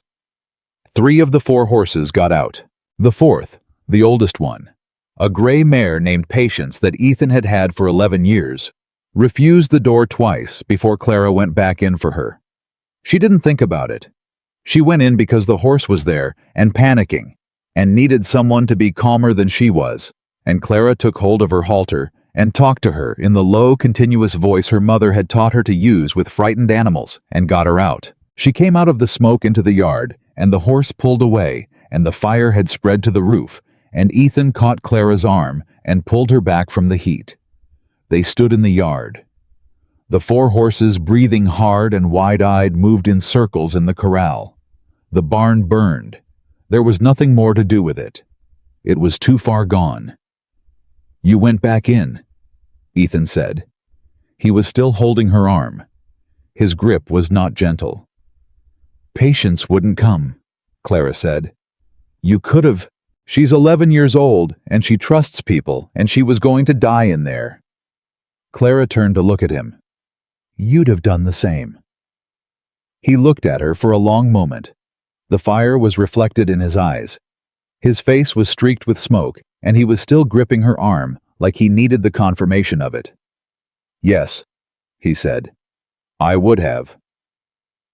They looked at each other in the firelight with smoke in their hair and their lungs and the remains of the night around them. "This was deliberate," Clara said. "Yes." "He moved faster than I expected." "He's afraid," Ethan said. "Men like Doss move fast when they're afraid. That's the tell. When they're comfortable, they're patient. When they panic..." He looked at the barn. "They make mistakes. This is a mistake." The barn was 3/4 consumed. "Arson is a federal crime," Ethan said, "and he just committed it the week we filed a federal case." He looked at her. "We need to send for the sheriff tonight. Right now, before anything is disturbed." Clara thought about this. About Doss afraid. About the difference between a patient, calculating man and a frightened one. About what frightened men did when the ground shifted under them. "He's going to escalate," she said. Yes, this wasn't the last thing. This was the first thing in a different kind of fight. "Yes," Ethan said. "I think that's right."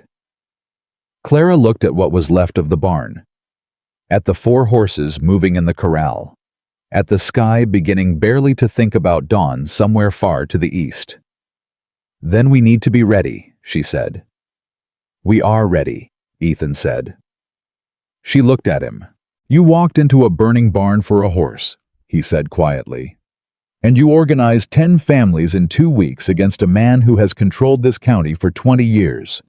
And you went to Nathaniel Calloway alone because you understood something about his pride that most people would have missed."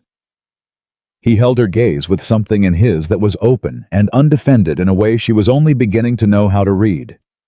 "You've been ready. You've been ready your whole life. You just didn't have anything worth being ready for."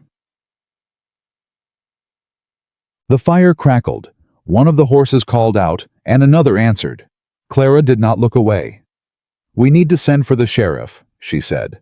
"I'll ride," he said. "And Hargrove," she said. "He needs to know tonight." "I'll send a wire from town. Come back fast." "I will," he said. He started for the corral to saddle a horse, and she watched him go, and she thought about 10 families and a burned barn, and a man who had stopped being patient because something had finally made him afraid. She thought about what it meant that the thing that made him afraid was her, and standing in the gray edge of a Montana dawn, with smoke in her hair and a key in her pocket and 4 horses watching her from the corral. Clara Bennett thought for the first time in her life that she might just be exactly as dangerous as a frightened, powerful man seemed to think she was. That she decided was a very good thing to be. Sheriff Dale Pruitt arrived at Walker Ranch at 6:30 in the morning with the kind of expression that said he had hoped, when the rider came to his door in the dark, that it was something simple. It was not simple. He walked the perimeter of what remained of the barn, which was not much. The structure had gone fast, the summer dry wood giving the fire everything it asked for, and he asked his questions in the flat, methodical way of a man who had learned that keeping his voice neutral was the only way to keep other people calm enough to tell him useful things. Clara answered every question directly. She told him about Doss, about the original debt arrangement, about Hargrove and the federal filing, and the threatening letters she produced, both of them folded precisely from the inside pocket of the coat she had grabbed on her way out of the house, and she told him about the timeline. The filing on Thursday, the barn on Saturday night before the weekend was out. Pruitt listened without interrupting. When she finished, he looked at the letters, looked at the barn, looked at Clara. "You're saying Doss ordered this," he said. "I'm saying a barn doesn't catch fire from the inside on a night with no lightning 2 days after we filed a federal fraud case," Clara said. "Make of that what you will." Pruitt was quiet for a moment. He was not a stupid man, Clara had decided. He was a careful one, in the way that men with complicated political positions learn to be careful. He owed his position partly to council approval, and the council was partly Doss's, and he had been navigating that tension for the better part of a decade without forcing a confrontation either direction. This, she understood, was the moment that stopped being possible. "I'll need to take the letters," he said. "I have copies," she said. "Hargrove has copies." "Of course you do," Pruitt said, and something in his tone was not quite admiration, but was in the same county as respect. He tucked the letters into his coat. "I'll open an investigation into the fire. I won't make promises about where it leads." "I'm not asking for promises," Clara said. "I'm asking for it to be taken seriously." He looked at her steadily. "I'm here at 6:30 in the morning, Miss Bennett. I'd say it's being taken seriously."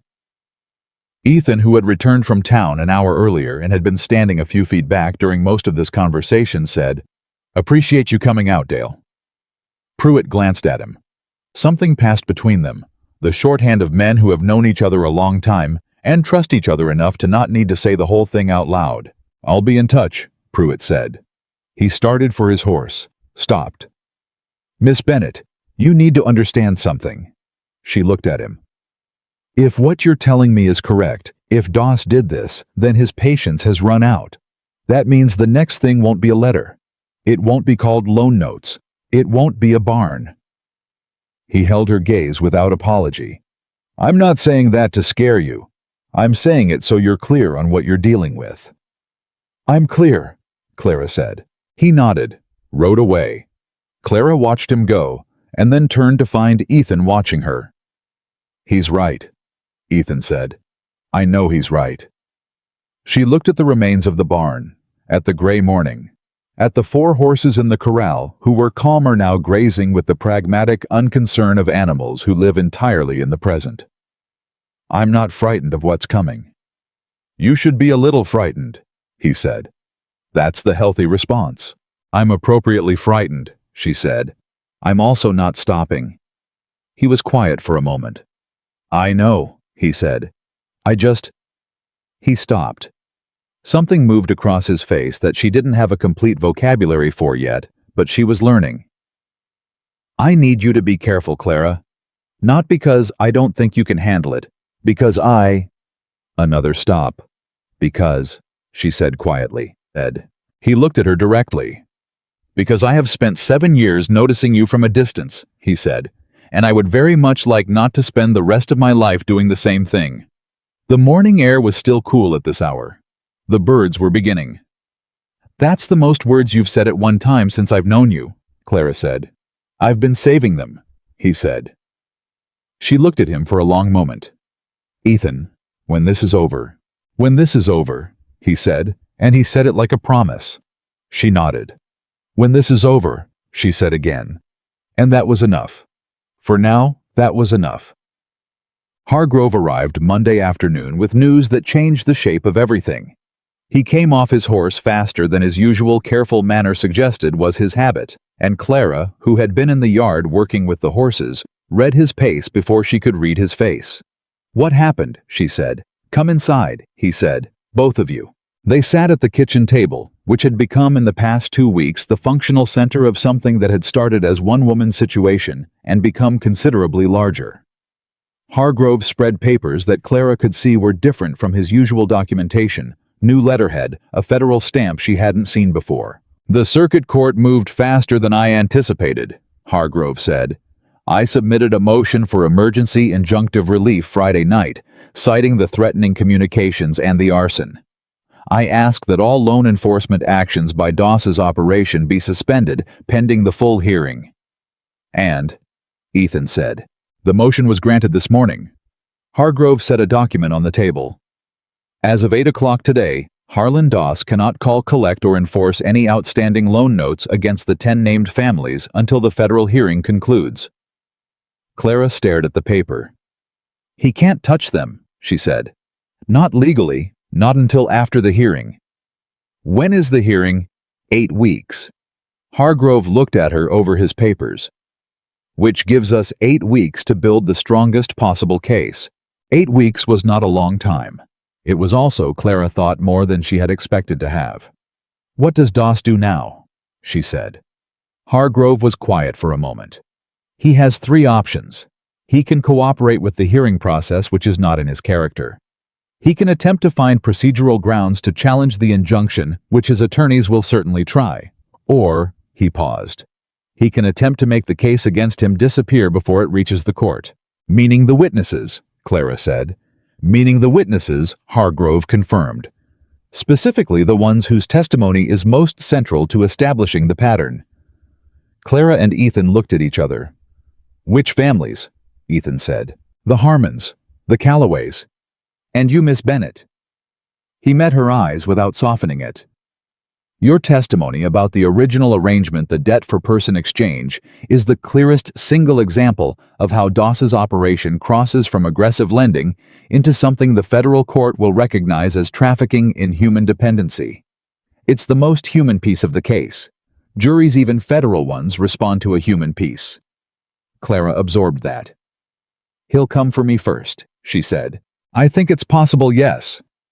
"Then we move her," Ethan said immediately. "I'm not moving," Clara said. "Clara, I'm not moving." She kept her voice level. "Running is what Doss expects. It's what everyone who's ever been in this position has done, and it's part of why he's been able to operate for 20 years, because the people he targets are always too isolated and too frightened to stand their ground." She looked at Ethan. "I am not going to be the reason this case falls apart. Not after 10 families signed on to it. Not after Eleanor Harmon sat across from me and told me what Doss did to her water rights. Not after Nathaniel Calloway let me into his house." She shook her head. "No." The kitchen was very quiet. "All right," Ethan said, not agreeing that it was the right choice. She could hear that clearly, but accepting her right to make it. "What can we do to make it safer to stay?" Hargrove asked. "I want to write to the federal marshal's office," Clara said. "Directly, citing the arson as federal interference with witnesses in an active federal case." Hargrove blinked. Then he made a note. "That is in fact exactly the correct legal argument. I should have suggested it myself." "You would have gotten there," Clara said. "I just got there first." So, the letter to the federal marshal's office went out Tuesday morning. The response came Thursday faster than any of them expected, a terse official communication informing them that a deputy federal marshal would be dispatched to Ridgeline County within the week to investigate the reported arson and assess witness safety. Doss knew by Thursday afternoon. Clara heard about his reaction from Margaret Holt, who seemed to have developed a network of information that would have impressed a military intelligence operation, and who appeared at the ranch Thursday evening with a basket of food she described as practical and a piece of news she described as interesting. "He called an emergency meeting of the county council," Margaret said, sitting across from Clara at the kitchen table with Ethan in the doorway. "All 5 members, tonight. My nephew works evening cleanup at the council hall, and he heard some of it before they closed the doors." "What did he hear?" Clara said. "Doss told them the federal investigation was a threat to the entire county's financial stability. That if his lending operation was disrupted, it would affect credit availability for every family in the region. He was trying to get council members to sign a letter to the circuit court arguing against the injunction." "Did they sign?" Margaret's expression shifted. 3 of them did. The 2 he appointed refused." Clara sat with that for a moment. The two DOS appointees, the men who owed their positions directly to him, had refused to sign a letter supporting him. "They're reading the wind," Ethan said from the doorway. "They're reading the federal marshal's office letterhead," Margaret said dryly. "Same thing at this stage." "Who are the three who signed?" Clara asked. Margaret told her. Clara filed the names carefully. "Those three," she said to Hargrove, who had been working at the far end of the table during this conversation. "Are they in your council voting documentation?" Hargrove looked up. "Two of them appear in the Water Rights Subcommittee vote. The third is on the Supply Review Committee that canceled Wicker's mill contract." "So they signed a letter in active support of a man whose fraudulent council activities they participated in," Clara said. After the federal case was filed, Hargrove set down his pen, picked up a fresh piece of paper. "That is a characterization," he said carefully, "that I believe a federal judge will find very illuminating." Friday brought the deputy federal marshal. His name was Samuel Cross, a compact, weathered man in his 40s, who wore his authority the way experienced men wore well-broken boots comfortably and without needing to draw attention to it. He arrived at the ranch before noon, examined the barn site with thorough attention, and sat with Clara and Hargrove for 3 hours reviewing documentation. He had a particular quality Cross did of asking questions that sounded simple and were not. "Miss Bennett," he said at one point, looking at her over the top of his notes. "In your estimation, and I want your estimation, not the lawyer's, what is DOS most afraid of losing? The money, the land, the council position?" Clara thought about it carefully. "None of those," she said. "He's afraid of losing the story." Cross tilted his head slightly. "He's spent 20 years building a specific story about himself in this county," Clara said. "Successful businessman, civic contributor, the man who keeps credit available in a region where banking is scarce. That story is what protects everything else. The money and the land and the council, those are downstream of the story. If the story goes, everything goes." She paused. "That's why the federal case is more threatening than a county lawsuit would be. A county case is local news. A federal hearing is a different kind of exposure." Cross studied her for a moment. "And you understand," he said, that makes you and your families very specific targets for a man who has a great deal to lose." "Yes," she said.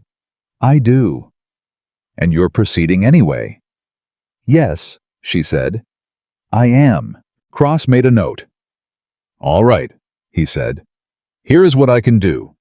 I will be here through the weekend and make my report Monday.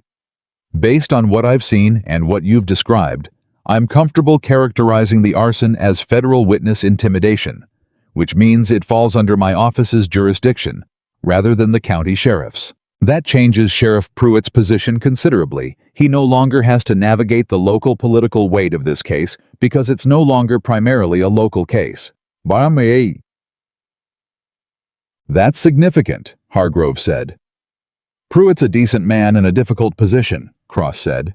He looked at Clara. "You gave him the letters immediately the morning after the fire without being asked.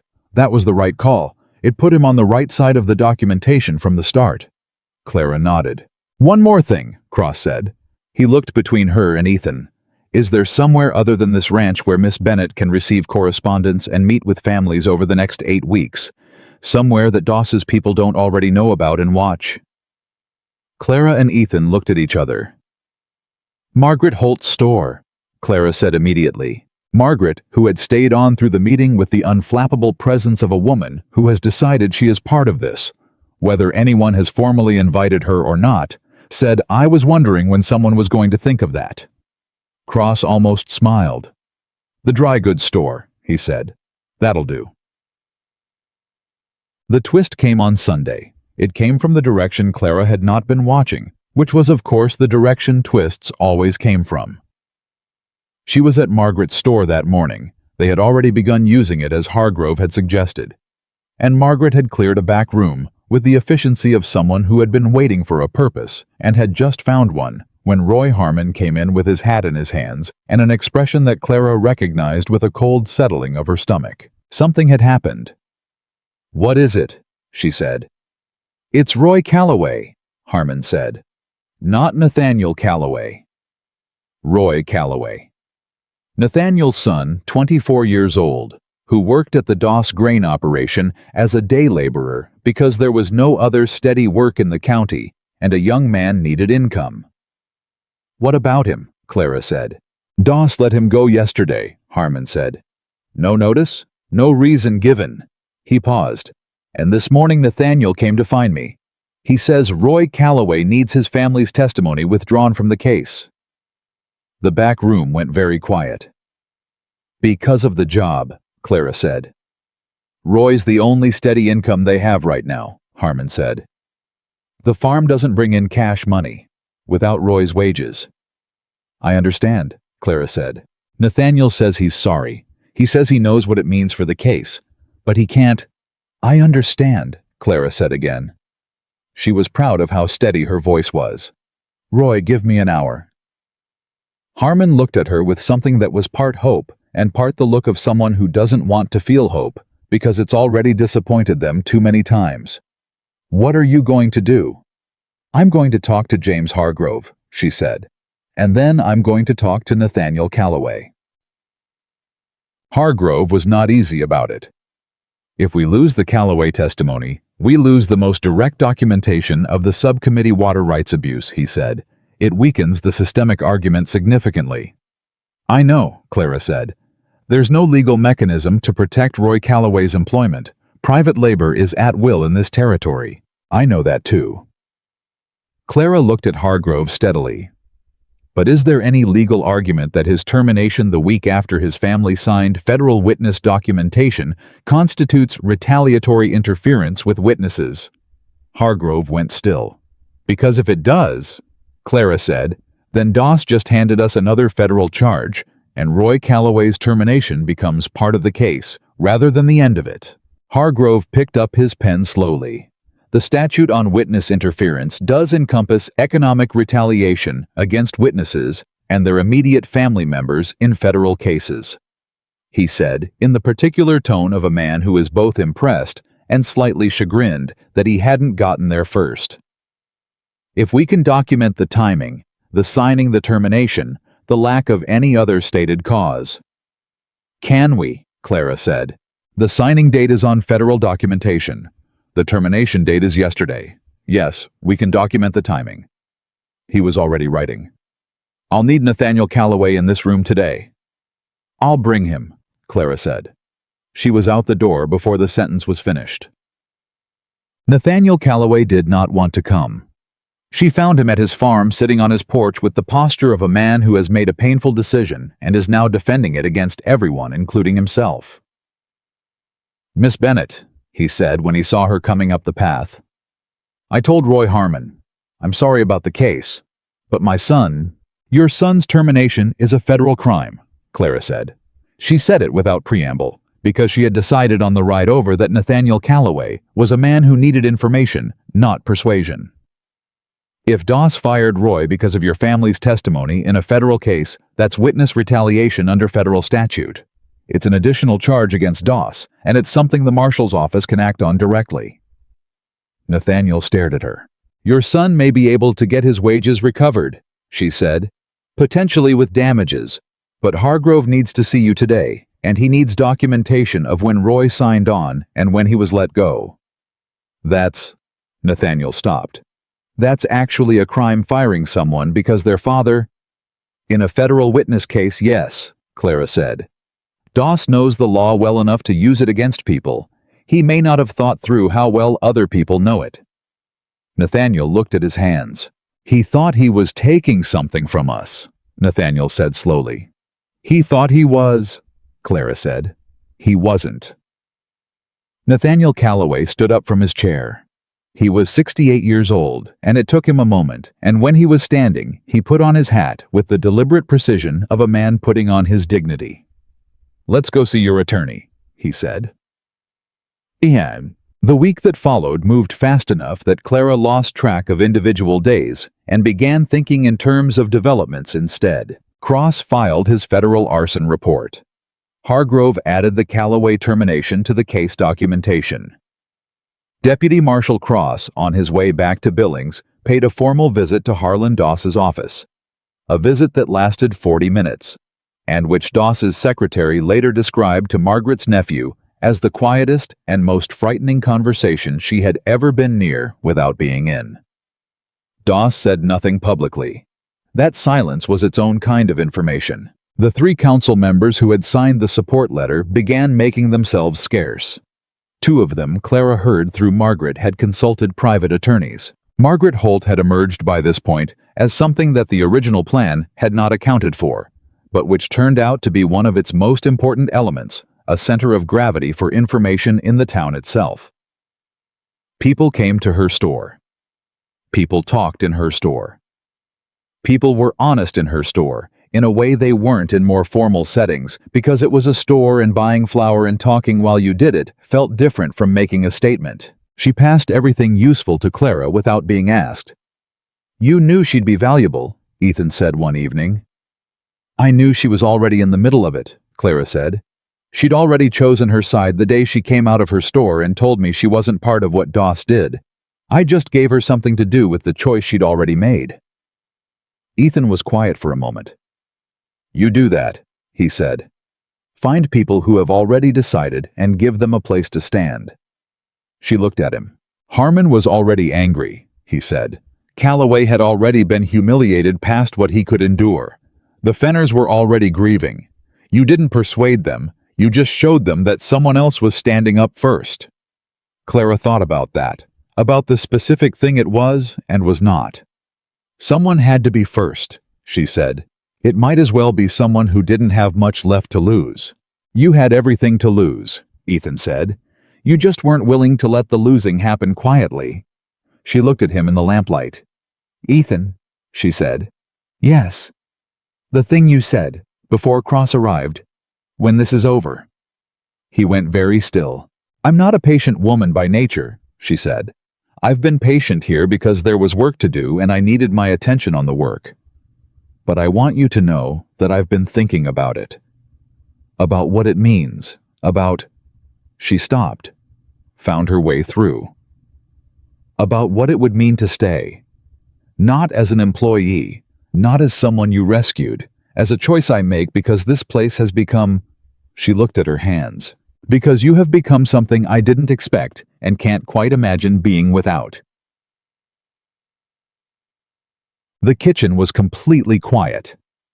"Clara," Ethan said, and her name in his voice had a quality she had never heard in anyone's voice before, like it was the word he'd been waiting to say in the right way for a very long time.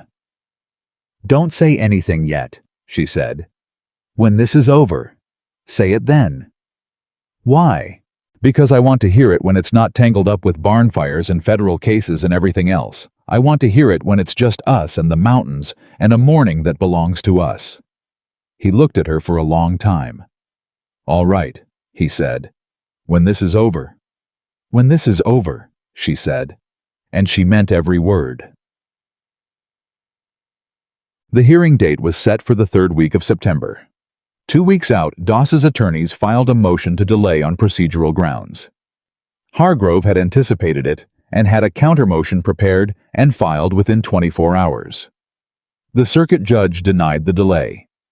1 week out, one of the 3 council members who had signed the support letter contacted Hargrove directly. His name was Thomas Briggs, and he was 55 years old and had been on the county council for 11 years, the last 6 of those navigating a relationship with Doss that had started as a political alliance and somewhere along the way had become something that made him unable to sleep.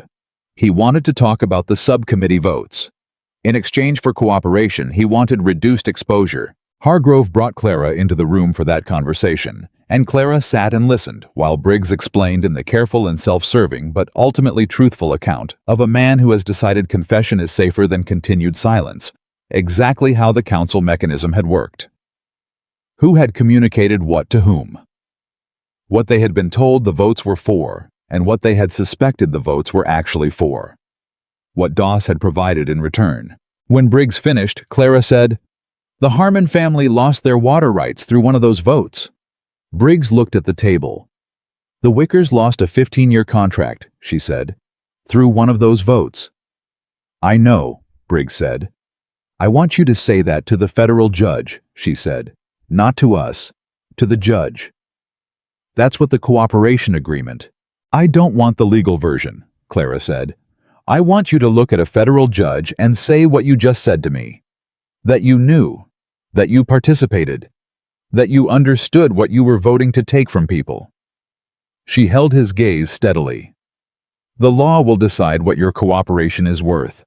But the families who lost things because of those votes deserve to hear an actual human being say, I knew and I did it anyway.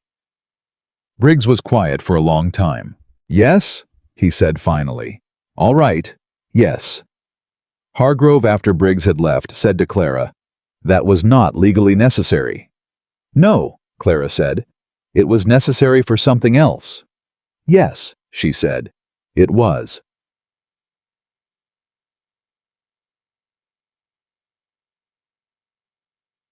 The morning before the hearing, Clara rode to her father's farm. She had been there twice in the past 8 weeks, both times with specific purpose. This time, she had no specific purpose. She just needed to go. Roy Bennett was older looking than she remembered, not dramatically. 8 weeks was not a lifetime, but something had settled into him that hadn't been there before. A gravity, a consequence he was living inside. He met her in the yard. You came, he said. I came, she said. They stood in the yard and looked at each other, and Clara thought about what to say and found that most of what she'd spent the summer wanting to say had already been said or had become unnecessary to say because they both already knew it. What happens tomorrow? Roy said. At the hearing. Hargrove presents the case. The families testify. Briggs testifies. The federal judge decides whether to proceed to a full trial. She paused. It's likely he does. The documentation is strong. And Doss? He'll face charges, federal ones, what he actually serves. She shook her head. That depends on a lot of things I can't control. Your mother would have been proud of you, Roy said.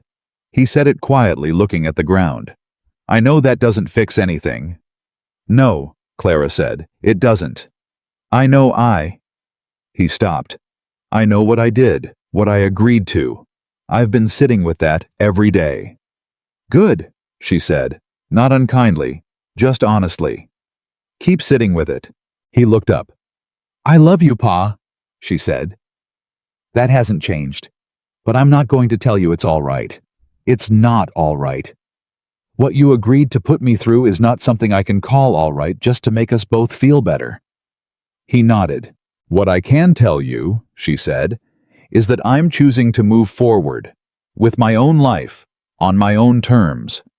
And I'm not going to let what you did be the thing that defines where I end up. She looked at him steadily. That's the best I can do right now. It's more than I deserve, Roy said. Yes, she said. It is.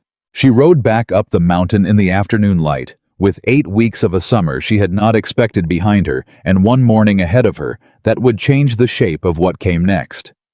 She thought about 10 families, about Eleanor Harmon's eyes in that first meeting, about Nathaniel Calloway putting on his hat like putting on his dignity. About Margaret Holt clearing a back room in her store and never once asking what was in it for her. She thought about a man who had been watching her for 7 years and had shown up on the right morning with counted-out money and a key and the particular decency of not asking her to be grateful. She thought about when this is over. She rode through the ranch gate as the sun started dropping, and Ethan was at the corral fence, and he looked up when he heard her horse, and the look on his face when he saw her was the same look. It had been for 8 weeks, steady, certain there in a way that had become the most reliable thing in her landscape, and Clara Bennett, who had been sold and saved and built something extraordinary in a summer that had tried to break her thought that tomorrow the hearing would begin. And after that, the rest of it. The federal hearing began on a Tuesday morning in the 3rd week of September in a courtroom in Billings that smelled like old wood and paper, and the particular weight of decisions that had been made in it over many years. Clara arrived with Hargrove and Ethan, and found the 10 families already there, filling the gallery benches with the specific quality of people who have come somewhere important and know it. Eleanor Harmon sat with her husband in the second row. Tom Wicker was in the third, his white mustache set in the expression of a man who had decided something and was not going to undecide it. The Fenners, the Dailies, the Morrisons, all of them, every family that had signed, present and accounted for on a Tuesday morning in September, because a woman they had known for 8 weeks had knocked on their doors and told them the truth and not asked them to be anything other than what they were. Nathaniel Calloway was in the front row. He caught Clara's eye when she came in and gave her a nod that was small and exact and carried inside it everything neither of them needed to say out loud. Harlan Doss sat at the respondents' table with 2 attorneys and the expression of a man who has spent 20 years in a room where he controlled all the furniture and is now sitting in one where he does not. Clara sat behind Hargrove's table, and she did not look at Doss again. The federal judge was a woman named Harriet Voss, 60 years old, with silver hair pulled back and reading glasses she wore on a chain, and the manner of someone who had heard a great many people try to explain why the rules did not apply to them and had found these explanations across the board unconvincing. She called the hearing to order at 9 o'clock precisely. "Mr. Hargrove," she said, "you may begin." Hargrove stood. Clara had heard him practice his opening. She knew the structure of it, the careful layering of documentation and testimony he had assembled over 8 weeks. She had helped him think through the order of witnesses. She had read every piece of paper in the file.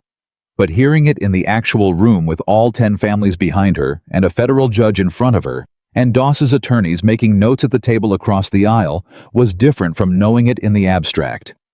It was real. It had always been real. But it became real in a different way when the words went into the air of a federal courtroom and could not be taken back. Hargrove laid out the pattern in 40 minutes methodically and without drama, because the pattern itself was dramatic enough, and he was too good a lawyer to gild it.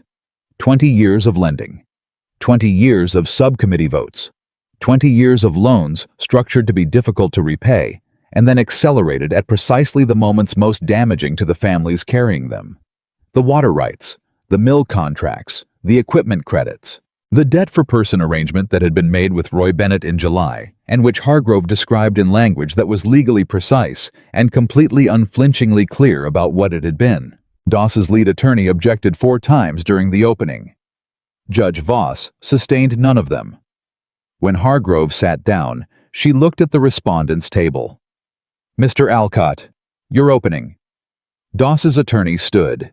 He was smooth expensive and had clearly decided that the best available defense was to characterize everything as a series of legitimate business decisions that had been selectively assembled by a motivated opponent into a false narrative. He was good at his job. Clara could see that. He spoke for 35 minutes and he made several arguments that were not without technical merit. But when he sat down, Clara watched Judge Voss make a note in her file, and the quality of that note, the deliberateness of it, the slight settling of the judge's expression, told her something she filed away carefully. Judge Voss had read the file before today. She had read all of it. The first witness was Eleanor Harmon. Eleanor sat in the witness chair with her hands folded in her lap and answered Hargrove's questions in the flat, factual voice of a woman who has rehearsed the emotional version and set it aside because she understands that facts are more damaging than grief. She described the first loan, the terms, the moment she understood the water rights were gone, the subcommittee vote she had learned about through a neighbor 3 weeks after it had already happened. "Mrs. Harmon," Hargrove said, "in your experience, was this sequence of events communicated to you in advance? Were you informed that the County Infrastructure Committee would be reviewing your water access?" "No," Eleanor said. "We found out from a posting on the county notice board, after the vote was already done. And when you inquired about the vote, what were you told?" "We were told it was standard county infrastructure management, that the water routing had been reassigned for efficiency purposes." Eleanor paused. "We were told it was nothing to do with our loan. Those were the words. Nothing to do with our loan." And was it, in your opinion, nothing to do with your loan? Eleanor looked at Judge Voss rather than at Hargrove when she answered. A direct, honest, unflinching look. The loan was called 6 weeks after the water rights were reassigned, she said. Without the water, the remaining land couldn't sustain a crop. Without a crop, we couldn't service the loan. The loan was called when we fell behind on service. We fell behind because the water was gone, and the water was gone because a committee voted it away without telling us. She paused. You tell me if that's nothing to do with the loan. Doss's attorney objected. Opinion testimony, he said. Judge Voss looked at him for a moment. Overruled, she said. The witness may continue. Why? Tom Wicker testified next, then James Fenner, then 2 of the other families, each of them adding a piece of the pattern, each piece fitting against the others in a way that Hargrove had designed, deliberately building the picture, not through any single dramatic moment, but through the accumulated weight of consistency. The same mechanism, the same sequence, the same results. Different families, different years, same system underneath. Doss's attorneys cross-examined each witness. They were professional about it. They asked about loan terms and payment histories and whether witnesses had fully understood what they were signing. They were looking for the crack in each account, the moment of individual misunderstanding that could be used to reframe the whole. They did not find it. Clara watched the jury, 6 people in this particular federal hearing format, brought in from outside the county by Judge Voss's explicit instruction, watching the witnesses. She watched their faces the way she had learned to watch faces over the past 8 weeks. The Fenner testimony made the woman in the second juror's chair set her jaw. Tom Wicker's account of the mill contract made the man on the far left make a note. They were listening. People in actual trouble told the truth in a specific way that was different from any other kind of truth-telling, and the jury could hear it. Thomas Briggs took the stand on Wednesday morning. He had a different quality from the family witnesses, not because he was less honest, but because his honesty cost him more. The families had told the truth about what had been done to them. Briggs was telling the truth about what he had done. He sat in the chair and answered Hargrove's questions in the measured cadence of a man who has made his peace with a decision and is now living through the consequences of that peace. He described the subcommittee structure, the way members were appointed, the communications he had received from Doss before votes. Communications that did not technically instruct him how to vote, but which described the outcomes Doss considered preferable and the ways in which his continued cooperation would be recognized. Mr. Briggs, Hargrove said, at any point during your tenure on these committees, did you believe the votes you were casting represented the interest of the county residents affected by those votes? A long pause. No, Briggs said. I did not. Did you cast them anyway? Yes. Why? Another pause. Longer. Because it was easier, Briggs said, because Doss had reach and I had a position, and it was easier to keep the position than to ask hard questions about how I kept it. He looked at the gallery for the first time, and Clara saw his eyes move across the family witnesses without stopping, because he could not stop, because stopping would mean actually seeing them. I told myself it was business, that it was county management, that I didn't have direct knowledge of what the outcomes would be for individual families. He stopped. That was a lie I told myself for 11 years. I knew what the outcomes would be. The courtroom was very quiet. No further questions, Hargrove said. Doss's attorney stood for cross-examination and went at Briggs hard, the cooperation agreement, the reduced exposure, the self-interest in his testimony. He was trying to paint Briggs as a man saying what he needed to say to save himself. Briggs looked at the attorney and said, I am trying to save myself. That's true. But everything I've said is also true. Both of those things can be true at the same time. The attorney sat down. Judge Voss looked at the clock. We'll recess for lunch, she said. Miss Bennett, you're on the stand at 1 o'clock. Clara had known this was coming. She had known it for 8 weeks, had thought about it in the early mornings when she woke before the sun had rehearsed it with Hargrove twice, and then told him she didn't want to rehearse it again because rehearsing it made her feel like she was preparing a performance, and what she needed to give the court was not a performance. She sat in the witness chair at 1 o'clock and looked at the room. The 10 families in the gallery. Ethan in the back row, where he had been all morning, steady and present, in the way he was always present.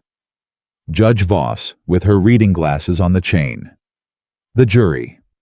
Hargrove at the table, and Doss at the respondent's table for the first time all morning, looking directly at her. She looked back at him for exactly 3 seconds, long enough to let him understand that she was not afraid of being looked at. Then she turned to Hargrove. "Miss Bennett," Hargrove said. "In July of this year, what were the circumstances under which you came to leave your father's property?" Clara told it. She told it the way she had decided to tell it, not with performance and not with emotion, managed so tightly that the truth got squeezed out of it, but the way she would tell it to someone she trusted. Plainly. In order. The wall between the rooms. Her father's voice saying her name like a transaction. The morning. Doss at the door. The choice she had not been asked if she wanted to make. She told it, and the courtroom stayed very quiet through all of it. And she did not look at Doss while she was talking, and she did not look at Ethan either, because she needed to be the only person in this account. Not rescued, not avenged, just witnessed. When she got to the morning Ethan had come, she referred to him as Mr. Walker, because this was a legal proceeding, and she was the one choosing her language. She described it accurately. What he had done, the debt paid, the offer of work, the key. "Miss Bennett," Hargrove said. "You mentioned a key. Can you describe that?" "It was a key to the front door of the ranch and to my room," she said. "Mr. Walker said I could keep it, even if I decided to leave, so I would know there was no version of the arrangement where I was locked in." The jurywoman who had set her jaw during the Fenner testimony looked down at her hands briefly. "And what did that mean to you?" Hargrove asked. Clara thought about the weight of the key the first morning, about what it meant to be given the means of your own departure by the person who had brought you there. "It meant I had a choice," she said. "For the first time in that whole situation, I had a choice. And the person who gave it to me was not the one who was supposed to be offering choices. The person who was supposed to protect my ability to choose was my father, and he hadn't." A silence. "No further questions," Hargrove said. Doss's attorney stood. He approached the witness stand with the careful energy of a man who has looked at his options and chosen the least damaging one. "Miss Bennett," he said, "Mr. Doss's arrangement with your father was a private financial agreement between two adults. Is it your testimony that Mr. Doss held a weapon to your father's head?" "No," Clara said. "Is it your testimony that your father was physically coerced?" "No," she said. "He was financially coerced, which is a different kind of weapon." A slight ripple in the gallery. The attorney pressed on.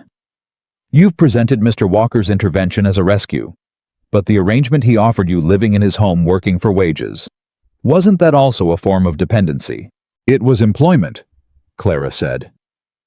"The difference between what Doss arranged and what Mr. Walker offered is the same as the difference between a cage and a door. One of them locks from the outside. The other one you can walk through whenever you choose." The attorney opened his mouth. Judge Voss said, "Move on, Mr. Alcott." He moved on. He tried 3 more angles. Clara answered each one without wavering, without anger, without anything that could be characterized as hysteria or self-pity or motivated embellishment. She answered like a woman who has nothing to hide because she has hidden nothing, and that quality, the specific quality of truth that has nothing to protect, was the hardest thing in the world to argue against. When he sat down, she looked at Judge Voss. "You may step down, Miss Bennett," Judge Voss said. And then, which she had not done for any other witness, "Thank you." Closing arguments were Thursday morning. Hargrove was 38 minutes and precise as a survey map. Doss's attorney was 45 minutes and tried very hard. Judge Voss looked at the jury after both were done and said, "You'll begin deliberations this afternoon." The jury came back in 4 hours. 4 hours was not long. Clara knew that. Hargrove had told her that the speed of a verdict was not always an indication of its direction, but that in his experience, 4 hours in a federal fraud case of this complexity meant the jury had not spent much time disagreeing. She sat in the gallery with Ethan beside her when the foreperson stood. His shoulder was against hers. She had reached for his hand at some point in the previous 4 hours, without noticing she was doing it, and he had taken it without comment, and neither of them had let go. The foreperson read the verdict. On the charge of systematic financial fraud against county residents through manipulated lending practices, guilty. On the charge of corruption of public office through the appointment and direction of county council subcommittee members, guilty. On the charge of federal witness intimidation through written threatening communications, guilty. On the charge of federal witness intimidation through arson of property belonging to a witness in an active federal case, guilty. On the charge of federal witness intimidation through retaliatory economic action against a witness's immediate family member, guilty. Each guilty landed in the courtroom like something physical. Clara felt Ethan's hand tighten around hers with each one. When the foreperson sat down, the room held its breath for a moment. Then, Eleanor Harmon in the second row made a sound that was not quite a word. Just a sound low and released the particular noise of a weight that has been carried for years, finally setting down. And something broke open in the room carefully and completely, and the 10 families who had come to Billings on a Tuesday morning were not 10 separate frightened people anymore, but 10 families who had done something together that none of them could have done alone. And the difference between those two things was everything. Judge Voss called the room to order. She looked at Harlan Doss, who was sitting at his table, with the expression of a man who has just understood that the story he had spent 20 years building has ended. "Sentencing will be scheduled in 30 days, she said. "Mr. Doss, you are remanded to custody pending that hearing." She looked at her papers. "All loan instruments under the purview of this case are hereby formally suspended pending restitution determinations to be made in consultation with the affected parties and their legal representatives." She looked up. "Court is adjourned." The gavel came down. Clara sat in the gallery and did not move for a moment. She heard the room around her voice's movement, someone crying quietly. Hargrove talking to someone in the quick, efficient tone of a man who has won and is already thinking about the next step. But she sat inside the moment and let it be what it was. Ethan's hand was still in hers. "Clara," he said. She looked at him. He looked back at her with the same look he had given her across the kitchen table on the night they wrote to Hargrove, and from the porch in the firelight, the night the barn burned, and from the ranch gate every time she rode out and came back. "It's over," he said. "Yes," she said. "Then I have something to say." She turned to face him fully right there in the gallery of a federal courtroom in Billings, with 10 families around them, and the sound of a just verdict still in the air. "Say it," she said.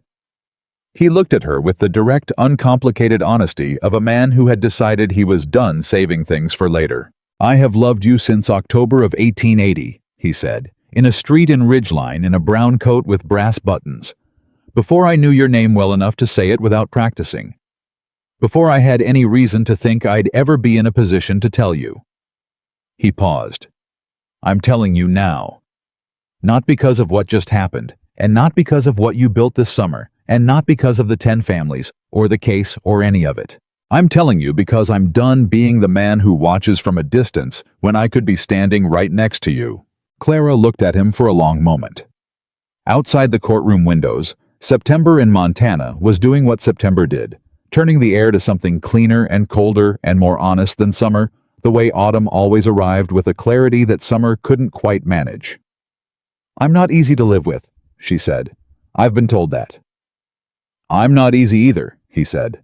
"I don't talk enough and I work too early, and I've never been good at saying difficult things until it's almost too late."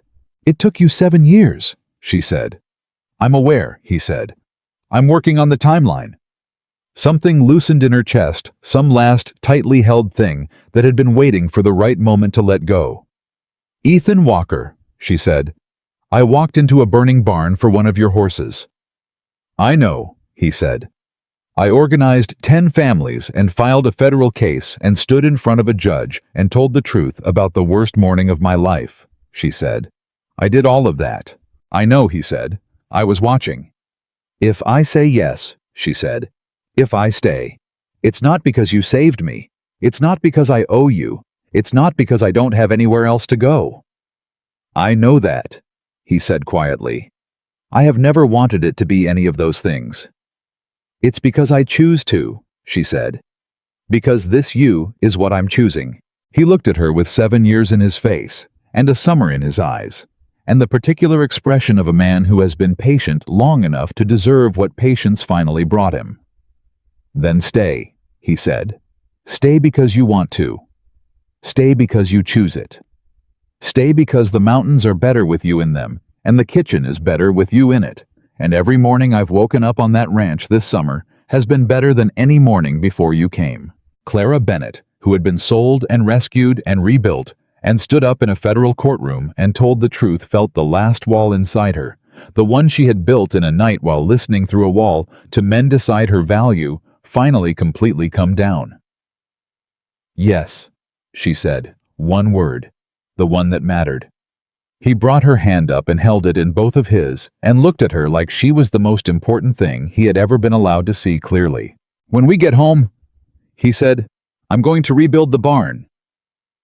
We're going to rebuild the barn, she said. He almost smiled. We, he said, like it was the best word he'd heard in a long time. We, she confirmed. 1.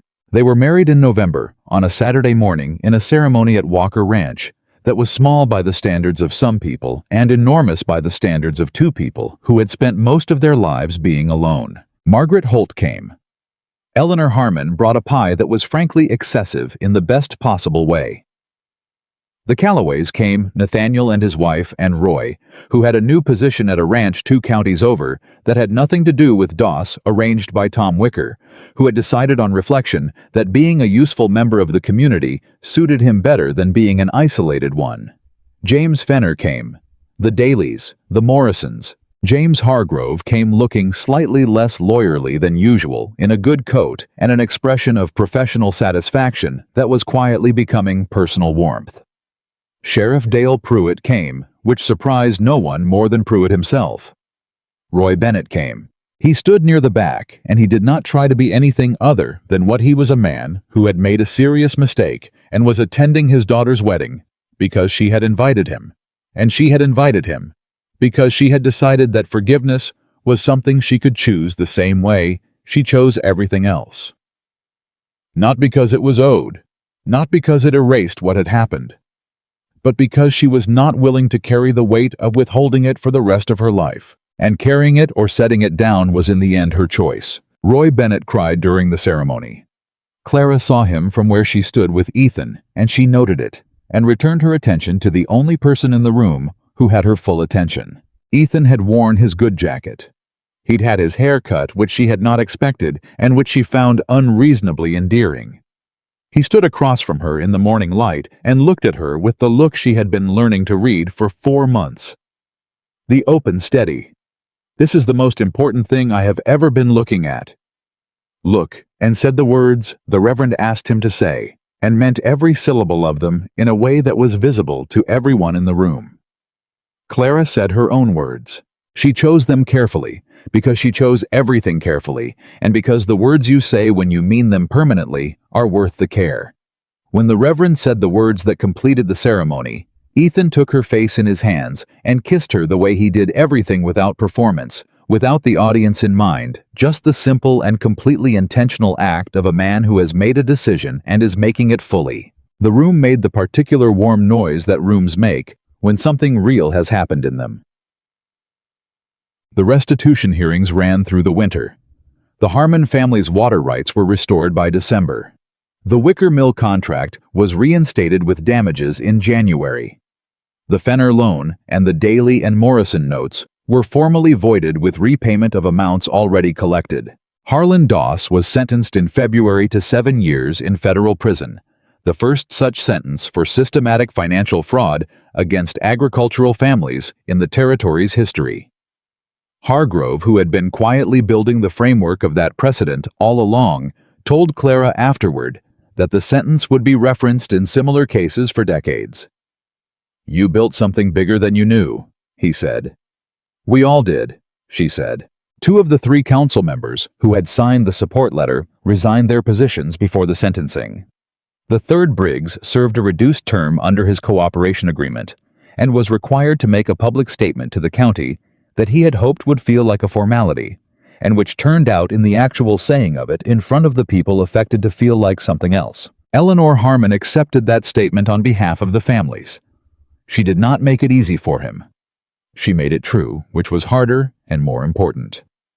Roy Bennett sold the farm in March to James Fenner's eldest son, who was looking to expand and who paid a fair price, and was in no way connected to Doss. Roy used the money to clear his remaining debts and put a small amount aside and moved into a room in town that was modest and clean and entirely sufficient. He visited his daughter and son-in-law in the spring. He stayed for a weekend. He was useful with the horses, which he had always been, and he was quiet about the things he could not fix, which was perhaps the most honest thing he had managed in a long time. He came back the following spring and the spring after that. People changed slowly, Clara had concluded. That was all right. Slow was still change. The barn at Walker Ranch was rebuilt that first winter, a project that took 3 months and involved at various points Tom Wicker and Roy Harmon and James Fenner's eldest son and 2 men from the Calloway family, who showed up one Saturday morning with tools and the particular attitude of people who have decided that showing up is the language they speak best. It was bigger than the original barn, better built. It had a new roof and a new east door, and room for 6 horses instead of 4. Clara stood in it the morning it was finished and breathed the smell of new wood and clean hay and felt the winter mountain air coming through the gap where the door had been left open, and thought about a woman in a brown coat and a dog in a street and a man who had never forgotten. She thought about the key she still carried always in her pocket. She didn't need to anymore. There was no lock she was worried about. But she kept it because it reminded her of what it felt like the first morning she had it, the weight of a choice in the palm of her hand, simple and solid and entirely hers. Ethan came to stand beside her in the doorway of the new barn. "Good," he said, looking at it. "Very good," she said. He put his arm around her, and she leaned into him, and they stood together in the doorway of the thing they had built and looked at the mountains that had seen all of it, the fire and the summer and the courtroom and the November morning, and every ordinary and extraordinary day since, and did not need to say anything more. Outside the ranch, spread around them in the winter light, solid and real and entirely theirs. Not because it had been given to her, not because she had been rescued into it, but because she had stood her ground and told the truth and chosen it every day with the full weight of a woman who finally understood that her worth had never been up for someone else to determine. That was the story of Walker Ranch. That was the story of Clara Bennett, who became Clara Walker on a Saturday in November, and never once lost the person she had always been underneath the name. Some stories end with rescue. This one ended with something better. It ended with a woman who saved herself and chose freely, fully, without debt or obligation or fear, to share what she had built with the man who had always known she was worth seeing. And that was the kind of ending that lasted.